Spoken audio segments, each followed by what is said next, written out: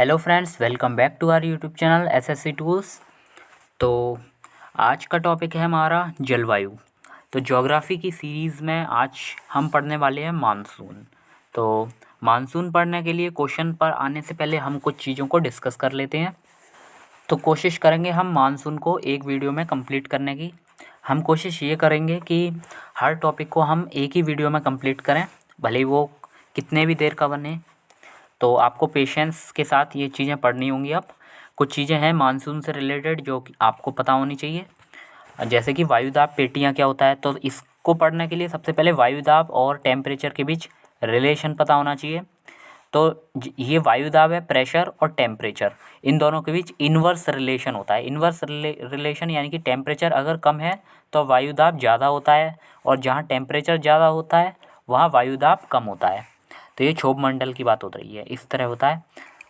अभी आपको कटिबंध देखने हैं, जैसे कि ये जो बीच में कहलाता है ये इक्वेटर कहलाता है, यानी कि भूमध्य रेखा।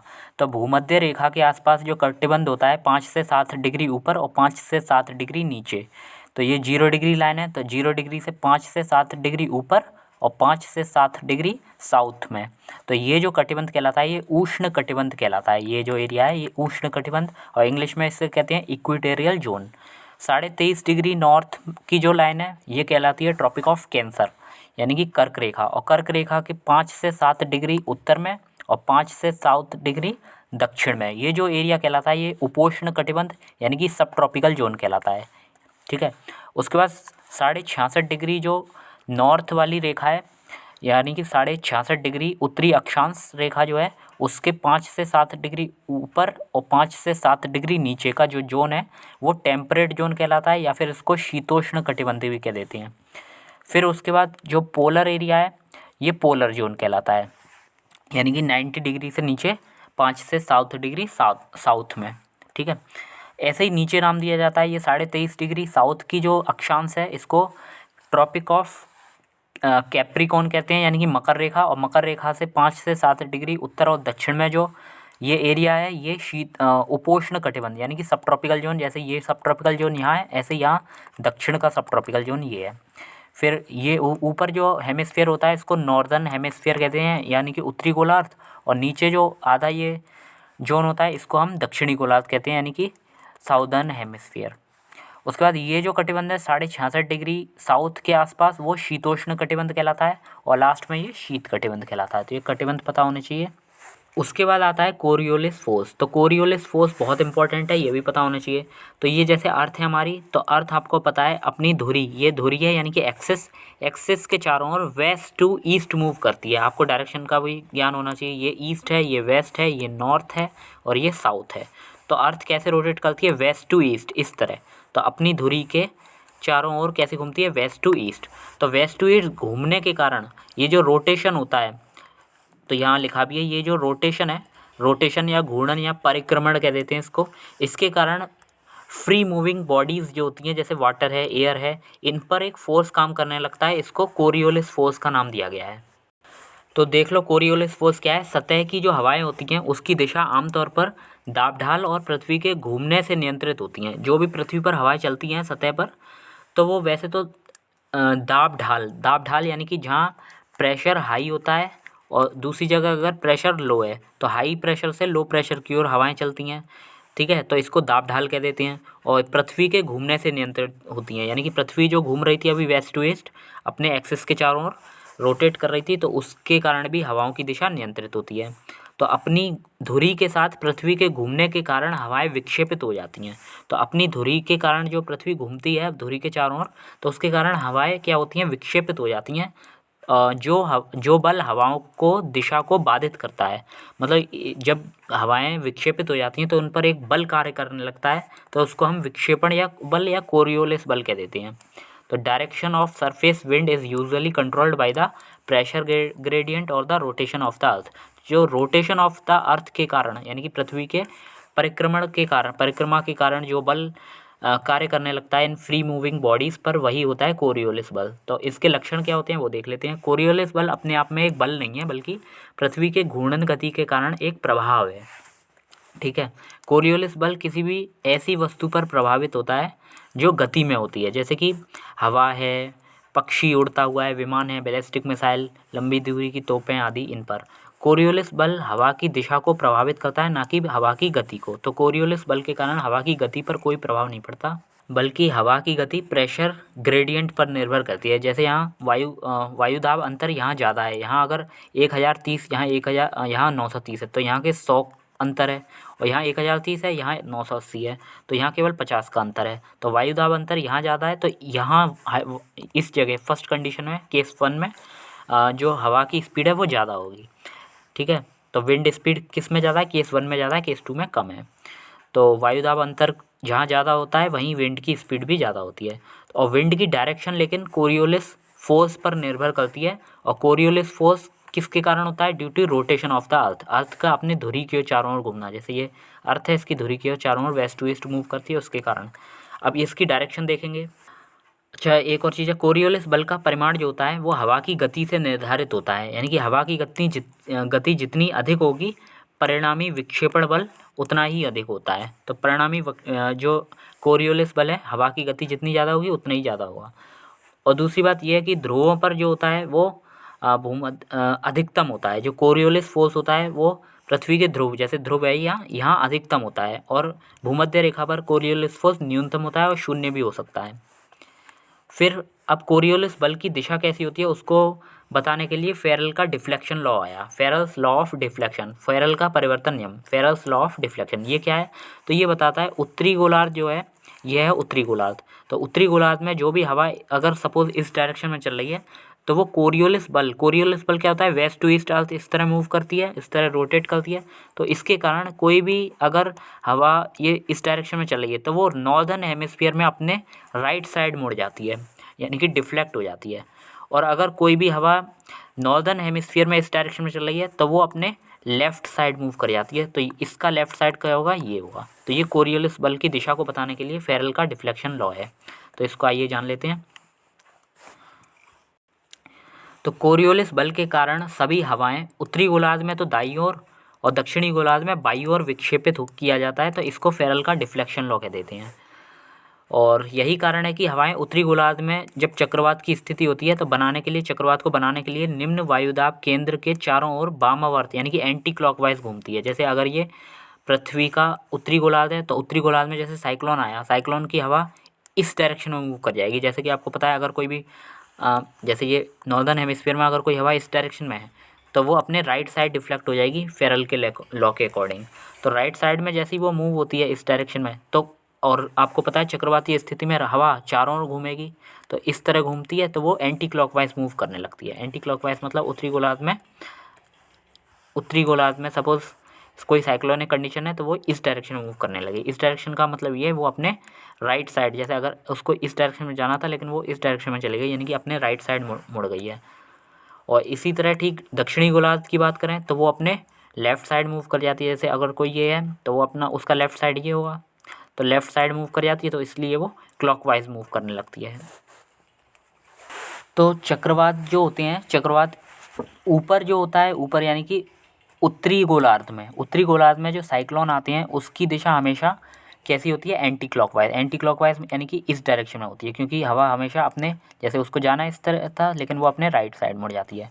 जबकि दक्षिणी गोलार्ध में जो साइक्लोन्स होते हैं उसकी दिशा हमेशा क्लॉकवाइज होती है, क्योंकि आप देख सकते हैं अगर वो सीधी आती तो वो अपने लेफ़्ट साइड मुड़ती, लेफ़्ट साइड ये होता है तो इस डायरेक्शन में मुड़ जाती। तो इसलिए चक्रवात की जो दिशा होती है वो उत्तरी गोलार्ध में एंटी क्लॉकवाइज और दक्षिणी गोलार्ध में क्लॉकवाइज होती है। तो ये आपको याद रखना है, और कोरियोलिस बल के कारण ही होती है इसकी दिशा ऐसी। अब अगली जो चीज़ है वो वायुदाब पेटियाँ हैं। वायुदाब पेटियों को कहते हैं प्रेशर बेल्ट।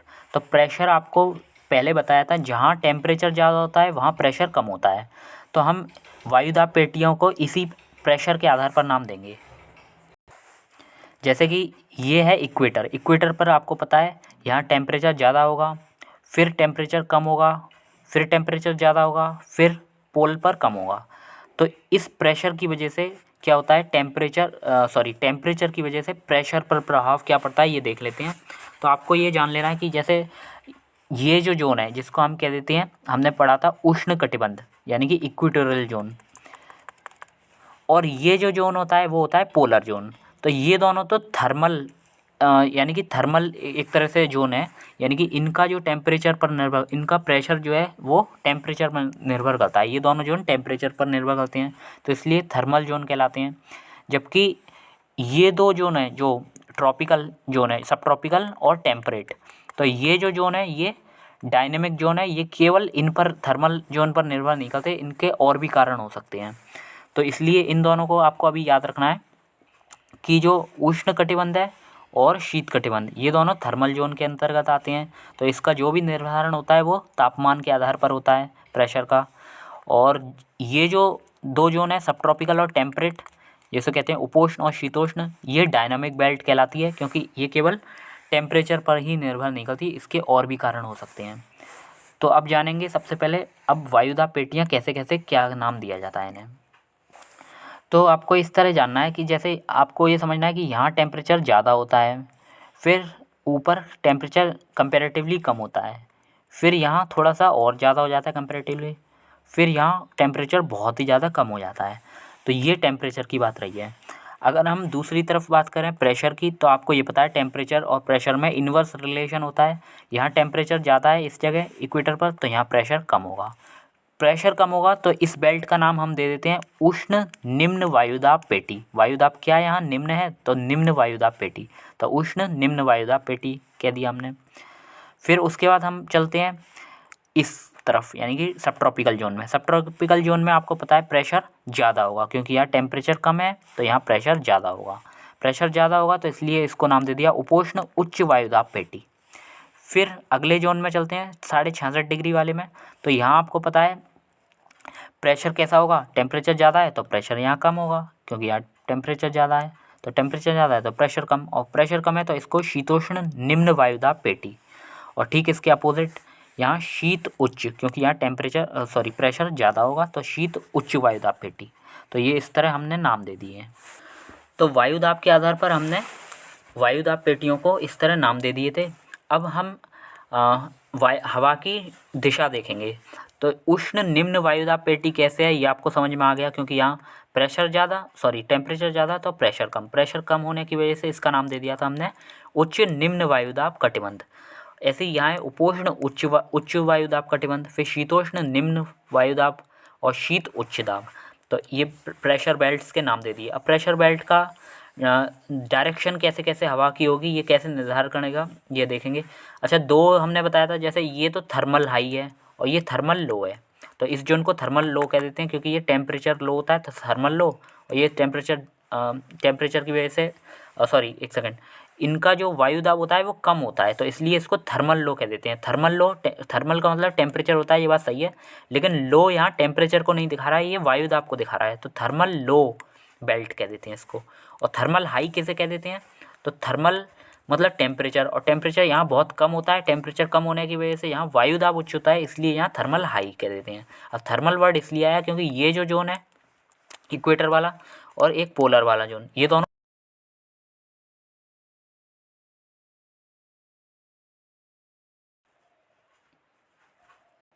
नेक्स्ट, जबकि ये दो जोन है जो उपोष्ण और शीतोष्ण, ये केवल टेम्परेचर पर निर्भर नहीं करते हैं, और भी कई फैक्टर्स होते हैं, इसलिए इसको डायनेमिक जोन कह देते हैं।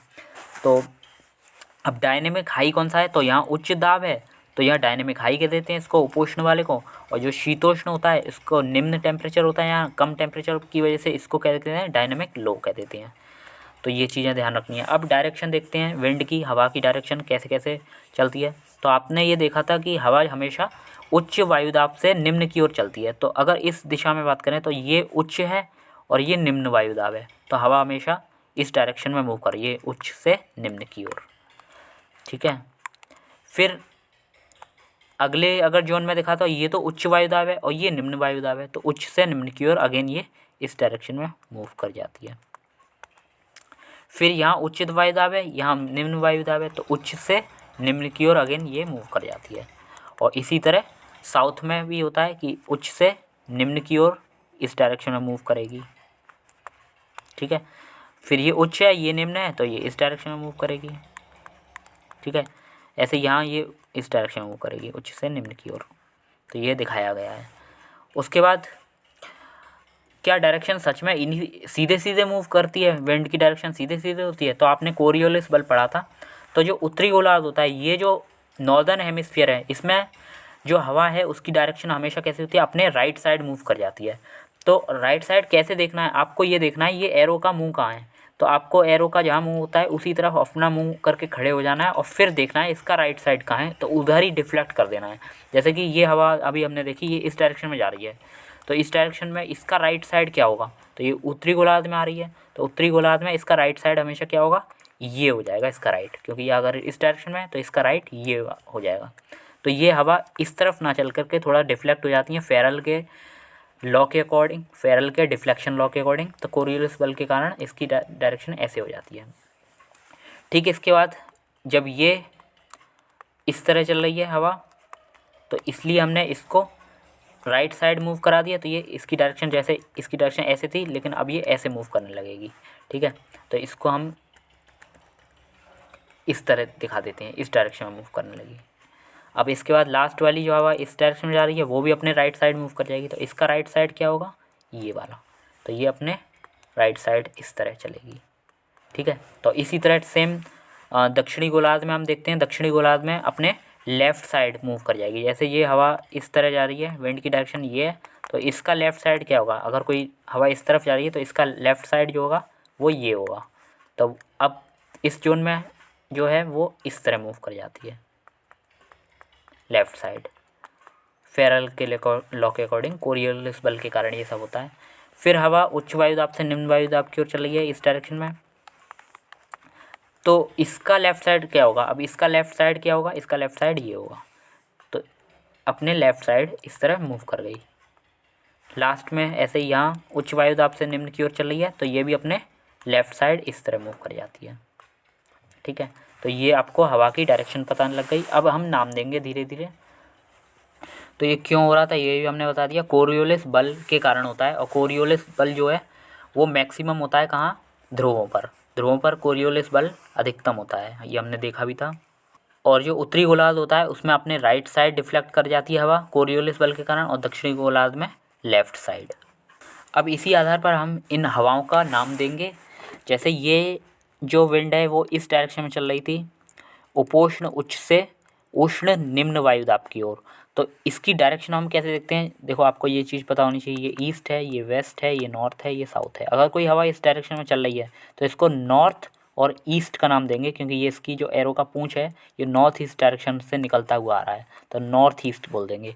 तो ये क्या हो गई, ये जो डायरेक्शन है ये नॉर्थ ईस्ट हो गई। और इस दोनों को, जैसे ये वाली हवा और ये जो इस जोन में हवा चलती है, ये ट्रेड विंड्स कहलाती है। ट्रेड विंड्स में यानी कि वाणिज्यिक पवन है, तो ये दोनों क्या है, वाणिज्यिक पवन है।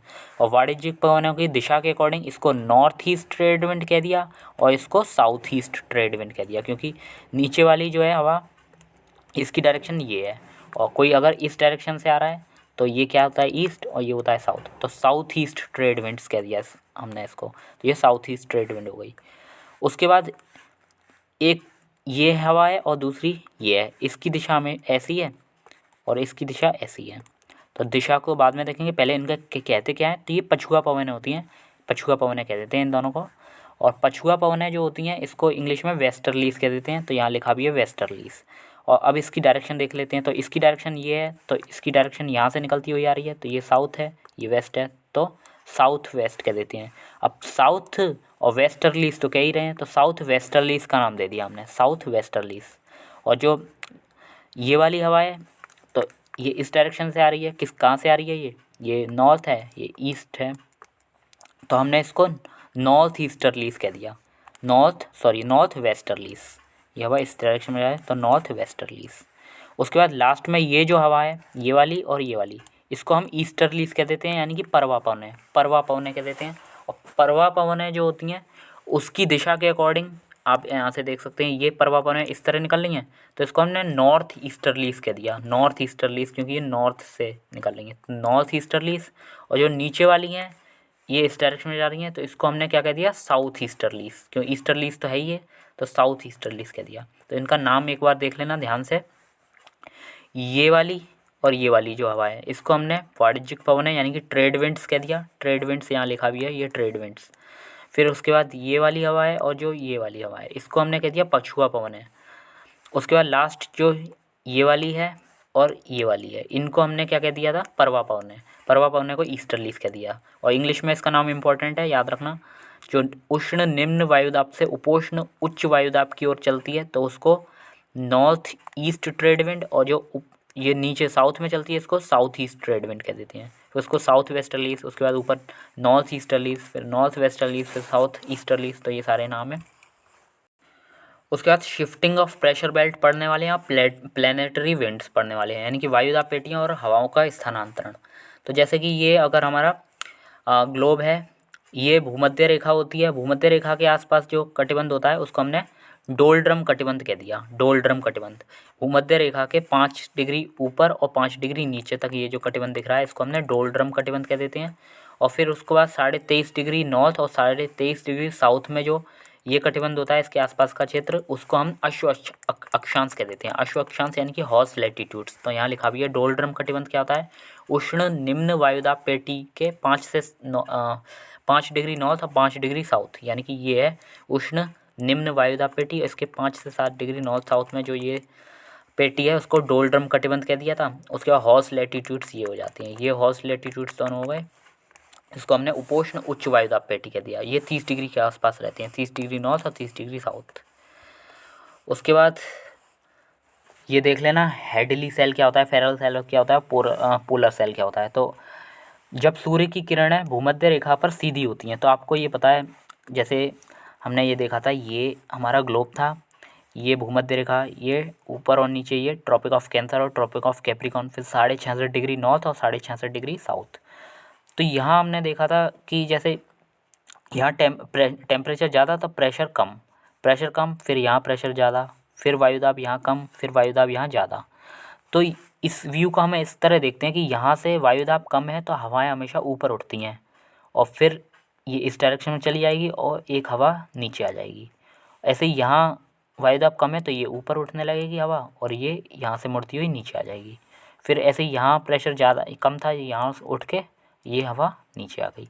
तो इस चीज़ को हमने लेटरल व्यू से देखा है। जैसे 0 डिग्री है, ये 23.5 डिग्री नॉर्थ, ये 66.5 डिग्री नॉर्थ और ये 90 डिग्री नॉर्थ। तो इसको हमने कह दिया इक्वेटोरियल लो प्रेशर जोन, फिर सब ट्रॉपिकल हाई प्रेशर जोन, फिर टेम्परेट लो, और ये कह देते हैं पोलर हाई।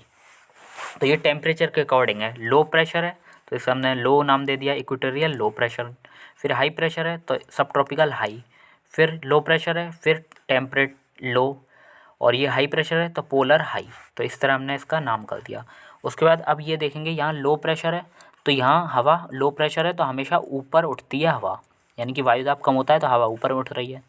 फिर यहाँ वायुदाब ज़्यादा है तो हवा यहाँ से नीचे बैठती है तो यहाँ एक हवा इस तरफ जाएगी और एक इसका ब्रांच इस तरफ जाएगा। फिर जो ब्रांच यहाँ गई तो यहाँ आप देख सकते हैं लो प्रेशर है, लो प्रेशर की वजह से यहाँ दोबारा वापस हवा ऊपर उठेगी।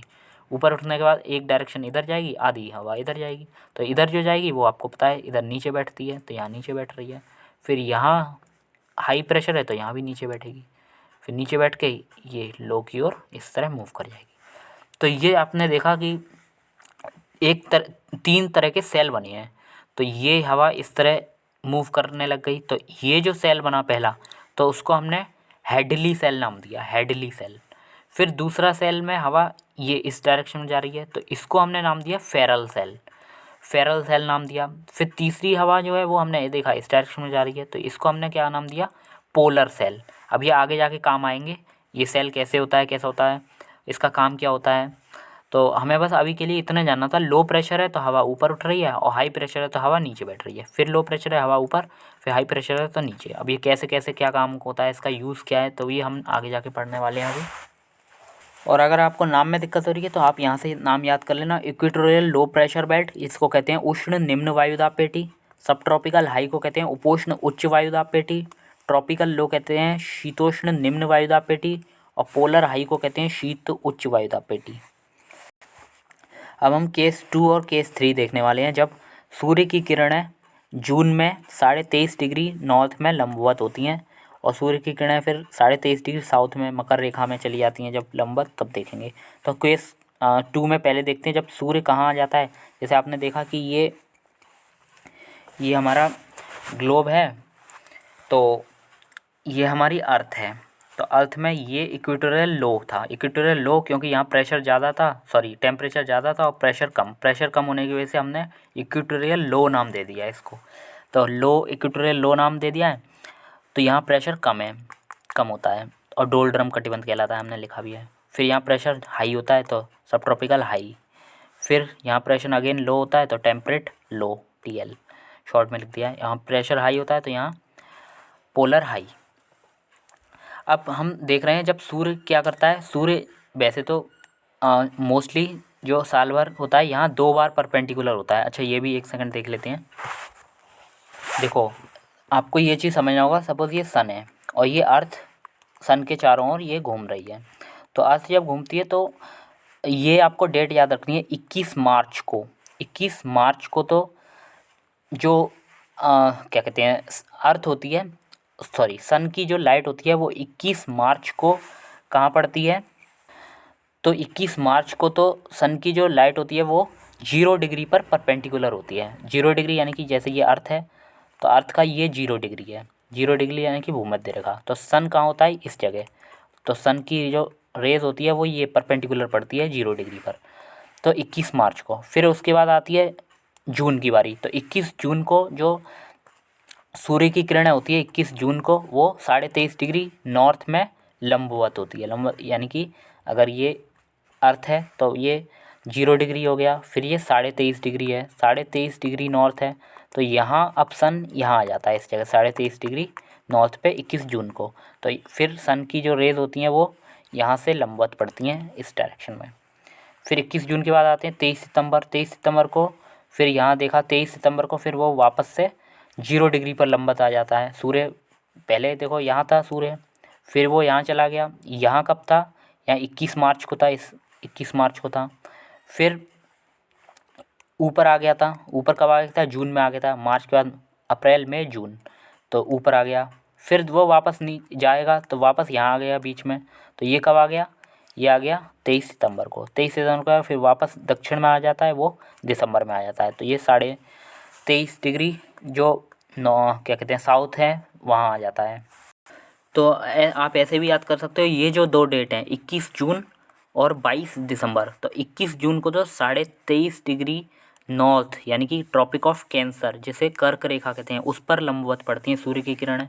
उसके बाद जो 22 दिसंबर की डेट है उस पर सूर्य की किरणें लंबवत कब होती हैं, 22 दिसंबर को। 23.5 डिग्री साउथ को हम कह देते हैं मकर रेखा। तो मकर रेखा पर लंबवत होती हैं सूर्य की किरणें। उसके बाद ये जो 2 डेट हैं 21 मार्च और 23 सितंबर को, इसमें सूर्य की किरणें लंबवत कहाँ होती हैं, इक्वेटर यानी कि भूमध्य रेखा पर। तो ये लिखा भी है 21 जून को कर्क रेखा पर और 22 दिसंबर को मकर रेखा। मकर रेखा क्या होती है, 23.5 डिग्री जो साउथ की अक्षांश होता है उसको कहते हैं। तो यहाँ ये डेट आपको पता लग गई। आप चलते हैं आगे। तो यहाँ बात हो रही थी सूर्य सपोज़ अभी यहाँ आए हैं तो ये कब होता है, ये तो मार्च में हमने पढ़ा था। मार्च के और अप्रैल मई जून, तो जून की बारी आती है। और जून में क्या होता है, सूर्य क्या होता है ऊपर आ जाता है, कहाँ, नॉर्थ में। तो नॉर्थ में आ गया। फिर जून के और जुलाई अगस्त सितंबर में दोबारा वापस 0 डिग्री पर जाता है। फिर सितंबर से अक्टूबर नवंबर दिसंबर में फिर ये यहाँ आ जाता है यानी कि 23.5 डिग्री साउथ। तो अभी बात चल रही है जैसे सूर्य मार्च में तो यहाँ होता है, मार्च के बाद अप्रैल में जून में यहाँ आ गया। यहाँ मतलब इसका मतलब क्या है, ये किस जोन में आ गया, ये है यहाँ से कौन सी रेखा गुजरती है, कर्क रेखा। 23.5 डिग्री जो नॉर्थ होती है उसको कहते हैं कर्क रेखा। तो यहाँ आ जाता है सूर्य, कहाँ, यहाँ से इस डायरेक्शन में आ गया। तो अब ये जो इक्वेटोरियल लो था, जो सन जो था, सन यानी सूर्य यहाँ ज़्यादा टेम्परेचर दे रहा था तो इक्वेटोरियल लो जोन यहाँ बनना था। लेकिन अभी सूर्य अब यहाँ पहुँच गया है तो यहाँ जो सब ट्रॉपिकल हाई था अब यहाँ इक्वेटोरियल लो की तरह काम करेगा। ये एक तरह से हम ऐसा समझ सकते हैं, जब सन ऊपर शिफ्ट कर गया तो इक्वेटोरियल जो लो जोन है वो भी तो ऊपर शिफ्ट कर जाएगा। तो ऐसा समझ सकते हो जो इक्वेटोरियल लो है वो यहाँ आ गया। अब ये यहाँ आ गया तो इसकी जो हवाएं होती हैं, इसके नीचे वाली ये और इसके ऊपर वाली ये भी ऊपर शिफ्ट कर जाएगी। यानी कि ये जो ऊपर वाली ये हवा है ये तो यहाँ इस जगह आ गई, तो ये तो सही है, सेम रही इस जगह। लेकिन ये नीचे वाली ये विंड्स थी, ट्रेड विंड्स नीचे वाली, वो इस डायरेक्शन में शिफ्ट कर जाती हैं। क्यों शिफ्ट कर जाती हैं? क्योंकि कोरियोलिस बल आपने पढ़ा था, हवा अभी भले ही ऐसी चल रही है, लेकिन ये जैसे ही नॉर्दर्न हेमिस्फीयर में जाएंगी, साउथर्न हेमिस्फीयर को पार करके, यानी कि दक्षिणी गोलार्ध को पार करके जैसे ये नॉर्थ में जाएंगी, वैसे ही कोरियोलिस बल इन पर कार्य करेगा और कोरियोलिस बल इनको इस डायरेक्शन में मूव करवा देगा। यानी कि तो इसकी डायरेक्शन अब इस तरह हो गई। ठीक है, आपको समझ में आ गया? तो ये अश्व अक्षांश होते हैं। तो साउथ ईस्ट जो ट्रेड विंड नीचे से आ रही थी, वो अब किस में कन्वर्ट हो गई? साउथ वेस्ट में। क्योंकि साउथ ईस्ट डायरेक्शन अभी क्या थी? अभी तो इसकी डायरेक्शन नीचे साउथ और ये वेस्ट था, साउथ वेस्ट थी। लेकिन ये जैसे ही इक्वेटोरियल लो जोन ऊपर शिफ्ट हो गया, तो ये हवाएं भी अब ऊपर की ओर कोरियोलिस बल के कारण इस साउथ वेस्ट में मूव कर जाती हैं, सॉरी साउथ ईस्ट बन जाती हैं। साउथ ईस्ट मतलब इस डायरेक्शन में मूव करने लगती हैं, तो ये साउथ वेस्ट बन जाती हैं।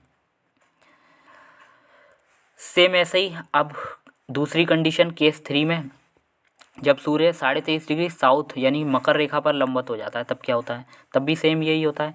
इक्वेटोरियल लो वैसे यहाँ है, लेकिन जैसे सन अब इस यहाँ आ गया साउदर्न हेमिस्फीयर में, यानी कि मकर रेखा के लंबवत, तो जो इक्वेटोरियल लो जो यहाँ बनना था, अब वो जोन कहाँ है? वो अब जोन यहाँ बनने लगा है इस जगह। तो यहाँ लिखाया है ये इक्वेटोरियल लो जोन यहाँ बन गया, क्योंकि सन अब यहाँ आ गया है, यहाँ शिफ्ट हो गया है। तो अब जो इसकी हवाएं थी, जैसे इक्वेटोरियल लो के ये हवा नीचे है, इस डायरेक्शन में मूव कर रही हैं, इनकी ट्रेड विंड्स जो हैं, तो नीचे वाली तो सेम रही ऐसी, क्योंकि वो साउथ में थी पहले, अभी भी साउथ में। लेकिन ऊपर वाली जो ट्रेड विंड्स हैं वो इस डायरेक्शन में जो थी चल रही थी। तो इसको हमने क्या काम किया? अब ये दक्षिणी गोलार्ध में आएंगी, और दक्षिणी गोलार्ध में आएंगी तो इस पर कोरियोलिस बल कार्य करेगा, ये अपने लेफ़्ट साइड मूव कर जाएंगी। तो अपने लेफ़्ट साइड मूव कर गई, तो इनका लेफ़्ट साइड क्या है? तो ये यहाँ इस डायरेक्शन में मूव कर जाती हैं। तो इसको हमने कह दिया north east trade winds north west trade winds में कन्वर्ट हो जाती हैं। तो ये आपको समझ में आ गया होगा। अब चलते हैं प्लैनेटरी विंड्स की ओर। तो प्लैनेटरी विंड्स क्या होता है? जो अभी हमने पवनें पढ़ी, तो सबसे पहले ट्रेड विंड्स व्यापारिक पवनें, तो यहाँ हमने पढ़ चुके थे पहले अभी। निम्न ये उष्ण निम्न वायुदाब, फिर उपोष्ण उच्च वायुदाब, फिर शीतोष्ण निम्न वायुदाब पेटी, फिर शीत उच्च वायुदाब पेटी। तो हवा कैसे चलती थी? उच्च वायुदाब से निम्न वायुदाब की ओर, ऐसे यहाँ उच्च से निम्न की ओर, और यहाँ भी उच्च से निम्न की ओर। तो ये जो हवाएं होती हैं, इनको हमने ट्रेड विंड्स नाम दिया था। किन किन को? इस वाली को और इस वाली को ट्रेड विंड्स यानी कि वाणिज्यिक पवनें नाम दिया था। फिर इस वाली को और इस वाली को हमने नाम दिया था पछुआ पवनें। पछुआ पवनें को कहा था वेस्टर्लीज। फिर जो ये वाली हवाएं थी, इन्हें इसको और इसको परवा पवनें नाम दिया था, यानी कि ईस्टर्लीज। और नाम कैसे कैसे दिया था? ये इस डायरेक्शन में चल रही है, तो नॉर्थ ईस्ट ट्रेड विंड्स और ये साउथ ईस्ट ट्रेड विंड्स। तो नॉर्थ ईस्ट यानी कि इस डायरेक्शन में है, तो नॉर्थ, और ये ईस्ट था, नॉर्थ ईस्ट ट्रेड विंड्स। और नीचे वाली थे वो इस डायरेक्शन में जा रही है, तो इस डायरेक्शन में क्या नाम दे दिया था? ये साउथ और ये ईस्ट, तो साउथ ईस्ट ट्रेड विंड्स। तो ये नॉर्थ ईस्ट ट्रेड विंड्स और ये साउथ ईस्ट ट्रेड विंड्स। फिर ये साउथ से निकल रही है तो ये साउथ वेस्टर्लीज, और ये नॉर्थ से निकल रही है तो ये नॉर्थ ईस्टर्लीज। ऐसे ये नॉर्थ से आ रही है तो नॉर्थ ईस्टर्लीज, और ये साउथ से आ रही है इस डायरेक्शन में तो साउथ ईस्टर्लीज। तो प्लैनेटरी विंड्स क्या होता है? सबसे पहले आपको ये जानना है, जो पृथ्वी की सतह के नज़दीक जो हवाएं चलती हैं और जो कंटिन्यू चलती हैं, ये नहीं है कि मौसम के अकॉर्डिंग बदलती हैं, वो वर्ष भर ऐसे ही चलती हैं, तो ये ट्रेड विंड्स उनमें पहली आती हैं। तो ट्रेड विंड्स बताया अभी आपको, ये सब ट्रॉपिकल हाई से इक्वेटोरियल लो की ओर इस डायरेक्शन में ये चल रही हैं। 10 डिग्री से 30 डिग्री नॉर्थ और 10 डिग्री से 30 डिग्री साउथ में चलती हैं ये हवाएँ। ये हवाएं जो होती हैं गर्म होती हैं और नमी धारण करती हैं, तो इसलिए रेनफॉल भी हाई होती है इनके कारण। अच्छा, हवा जो होती हैं, जैसे ये ट्रेड विंड्स मूव कर रही हैं, तो हवा का एक तो ये छोर है और एक आगे वाला छोर है। जो पीछे वाला छोर है, तो यहाँ तो रेनफॉल करा देती हैं ये, लेकिन आगे पहुँचते पहुँचते अब इनमें नमी कम होती है, तो ये रेनफॉल नहीं करवा पाती हैं, यानी कि वर्षा नहीं करवा पाती है। तो जहाँ वर्षा करवाती हैं अपनी ईस्टर्न साइड, ये ईस्ट होता है, ये वेस्ट होता है, सॉरी ये ईस्ट है, ये वेस्ट है।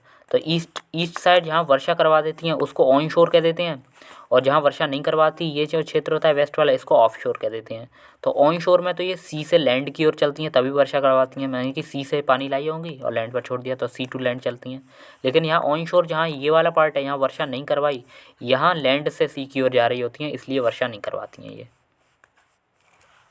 और अगर मैप पर देखें तो ये देख सकते हो आप, 0 डिग्री है, फिर 0 डिग्री के ये ऊपर 10 डिग्री है, फिर ये भी 10 डिग्री है। फिर उसके बाद 23.5 डिग्री नॉर्थ, फिर 23.5 डिग्री साउथ, यानी कि कर्क रेखा ये है और ये मकर रेखा है।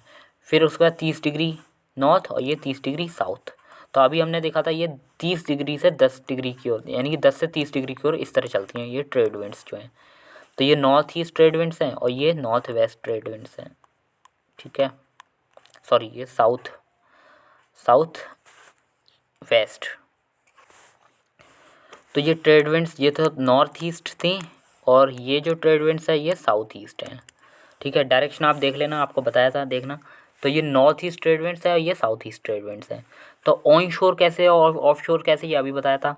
तो जैसे ये यहाँ चलती हैं तो इस जगह तो ऑन शोर होंगी, तो यहाँ वर्षा खूब करवाती, रेनफॉल अच्छा खासा हो जाता है। लेकिन अपने इस साइड जब आ जाती हैं तो ये ऑफ शोर हो जाती हैं, तो यहाँ वर्षा नहीं कराती हैं। तो यहाँ वर्षा नहीं कराती हैं तो यहाँ जो बनता है डेजर्ट, उसका नाम है कैलिफोर्निया डेजर्ट, जिसे मोजोरो डेजर्ट कह देते हैं। इसी तरह ये ट्रेड विंड्स चली तो यहाँ तो वर्षा करवा देती हैं अपने ईस्ट साइड, लेकिन वेस्ट साइड ने यहाँ वर्षा नहीं करवाती हैं, यहाँ ऑफ शोर हो जाती हैं। तो इसलिए यहाँ जो डेजर्ट बना है दक्षिणी अमेरिका में, जो डेजर्ट बना है वो अटाकामा डेजर्ट है, दुनिया का सबसे ड्राइएस्ट प्लेस कह देते हैं। इसी तरह ये जो है यहाँ बन जाता है सहारा डेजर्ट, फिर यहाँ वर्षा हो जाती है लेकिन यहाँ नहीं होती, तो ये नामीबिया डेजर्ट। फिर इसी तरह ऑस्ट्रेलिया जब कॉन्टिनेंट में जाते हैं, ऑस्ट्रेलियन कॉन्टिनेंट में, तो यहाँ बारिश हो जाती है, लेकिन अपने वेस्ट साइड यहाँ ऑफ शोर हो जाती हैं तो यहाँ बारिश नहीं करवा पाती हैं, तो ये ग्रेट ऑस्ट्रेलियन डेजर्ट बन जाता है यहाँ। इसी तरह यहाँ आप ये जो हवा चलती है यहाँ अरेबियन डेजर्ट बन जाता है, या थार डेजर्ट इंडिया की तरफ बन जाता है। सेम ऐसे ही ये पछुआ पवन है, वेस्टर्लीज जो हमने देखा था, तो ये भी प्लेनेटरी विंड्स होती हैं और ये 40 से 60 डिग्री चलती हैं, 40 से 60 डिग्री उत्तरी अक्षांश में और दक्षिणी अक्षांश में। रेनफॉल करवा देती हैं क्योंकि ये गर्म होती है, मॉइस्ट होती हैं। कहाँ से कहाँ की ओर चलती हैं, तो सब ट्रॉपिकल हाई से ट्रॉपिकल लो की ओर। तो ये जैसे इक्वेटोरियल लो था, ये सब ट्रॉपिकल ये हाई है, फिर ये था टेम्परेट लो, तो ये यहाँ से इस तरह इस डायरेक्शन में जा रही थी। तो ये देख लेना आप। तो सब ट्रॉपिकल हाई 40 से 60 की ओर, टेम्परेट लो की ओर इस डायरेक्शन में चल रही हैं। तो ये भी अपने क्या होंगी, ये अपना इनका जो ये ईस्ट है ये वेस्ट है, तो अपने वेस्ट साइड पे तो ये बारिश खूब करवा देती हैं, लेकिन यहाँ आते आते ईस्ट साइड पे आते आते ये बारिश नहीं करवा पाती हैं क्योंकि ये अपनी नमी को यहीं गिरा देती हैं। तो यहाँ रेनफॉल हो जाता है, ये ऑन शोर होती हैं, यहाँ ऑफ शोर हो जाती हैं। वेस्टर्ली इसको ऐसे दिखाया गया जैसे ये 40 से 60 डिग्री ये चल रही हैं तो बारिश करवा रही हैं, अपने इस साइड करवा रही हैं, फिर इस साइड बारिश करवा रही हैं। लेकिन अगर दक्षिणी अक्षांश की बात दक्षिणी गोलार्ध की बात करें 40 से 60 डिग्री, तो यहाँ पानी है, यहाँ कोई लैंड ज़्यादा है नहीं। तो यहाँ जो उत्तरी और इन्हें क्या कह देते हैं, उत्तरी पछुआ पवन है, यानी कि नॉर्थ वेस्टर्लीज कहते हैं। तो जो नीचे वाले साउदर्न हेमिस्फीयर पर जो वेस्टर्लीज चल रही थी वो क्या कहला रही थी, नॉर्थ वेस्टर्लीज कहला रही थी। तो भूमि के अभाव के कारण जो ये पवनें होती हैं नॉर्थ वेस्टर्लीज जो साउथ में चलती हैं, तो उनकी स्पीड इतनी ज़्यादा हाई हो जाती है कि उनको नाम दे दिया जाता है कि 40 डिग्री जो साउथ अक्षांश पर चलती है, यानी कि दक्षिणी गोलार्ध पर चलती हैं 40 डिग्री पर, उसको रोरिंग 40s यानी कि चीखता चालीसा।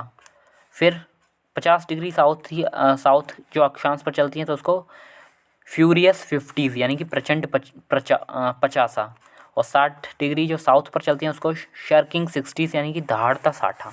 तो इंग्लिश में अपने अकॉर्डिंग है, हिंदी में अपने अकॉर्डिंग है। जैसे यहाँ एफ आ रहा है तो फ्यूरियस 50s, यहाँ एस आ रहा है तो शर्किंग 60s, फिर रोरिंग 40s, तो इस तरह नाम दिए गए हैं। और हिंदी में यहाँ चाचा आ रहा है तो चीखता 40, फिर पापा आ रहा है तो प्रचंड 50, फिर दहाड़ता 60, इस तरह नाम दे दिया गया है। फिर जो अगली पवनें आपने देखी थी लास्ट वाली, वो ईस्टर्ली प्रवाह पवनें, ये 70 डिग्री नॉर्थ से 90 डिग्री साउथ की ओर यहाँ इस तरह यहाँ ये मूव कर रही थी, मतलब इस जोन में, ये जो जोन है ना इस जगह। तो पोलर हाई से टेम्परेट लो की ओर मूव कर रही थी, ये नमी धारण करने की क्षमता इनकी कम होती है, तो ये दिखाया गया है, ये इस तरह और इस तरह मूव कर रही थी अपने गोलार्ध में सबसे लास्ट पॉइंट पर। ऑफ शोर कहाँ होती है, ऑन शोर क्या होती हैं, तो ये ज़्यादा इंपॉर्टेंट नहीं है क्योंकि नमी इसमें बहुत कम होती है। अब हम पढ़ लेते हैं भारत की जलवायु। तो जलवायु भारत की जो है वो आपको पता है, भारत जो है वो भारत के बीचों बीच से कर्क रेखा गुजरती है जिसको 23.5 डिग्री नॉर्थ कह दिया है। तो अगर भारत की स्थिति की वजह से भारत की जलवायु पूछा जाए तो वो उष्ण कटिबंधीय जलवायु है, यानी कि सब ट्रॉपिकल टाइप क्लाइमेट पाया जाता है भारत में, क्योंकि ये ट्रॉपिक के आसपास का क्षेत्र है तो ये सब ट्रॉपिकल क्लाइमेट कहलाता है। लेकिन अगर हवाओं की स्थिति के आधार पर, प्रिवेलिंग विंड पैटर्न के आधार पर अगर क्लाइमेट टाइप पूछा जाए तो हवाओं की स्थिति के आधार पर जो भारत की जलवायु है वो मानसून टाइप क्लाइमेट पाया जाता है, यानी कि मानसूनी जलवायु है। मानसून जो वर्ड है वो अरेबिक भाषा का वर्ड मौसिन से लिया गया है, और या फिर मलयालम वर्ड एक मोसिन होता है, तो इन दोनों का ही अर्थ ऋतुएं होता है। अब मानसून को समझने के लिए 3 कॉन्सेप्ट हमें पढ़ने पड़ेंगे, जैसा कि यहाँ देख सकते हो आप। मानसून की उत्पत्ति से संबंधित 3 कॉन्सेप्ट है। Thermal concept of Halley, Halley का थर्मल अवधारणा, फिर डायनामिक कॉन्सेप्ट ऑफ फ्लॉन, और तीसरा है जेट स्ट्रीम थ्योरी, जो सबसे लेटेस्ट है जेट स्ट्रीम थ्योरी। तो एक एक करके हम पढ़ेंगे ना। तो पहला है हेली का थर्मल अवधारणा। अच्छा, तीनों ही थोड़ी इम्पोर्टेंट है। इम्पोर्टेंट से मतलब ये तीनों का यूज़ आता है। तो हेली का थर्मल अवधारणा क्या है? Thermal concept of heli.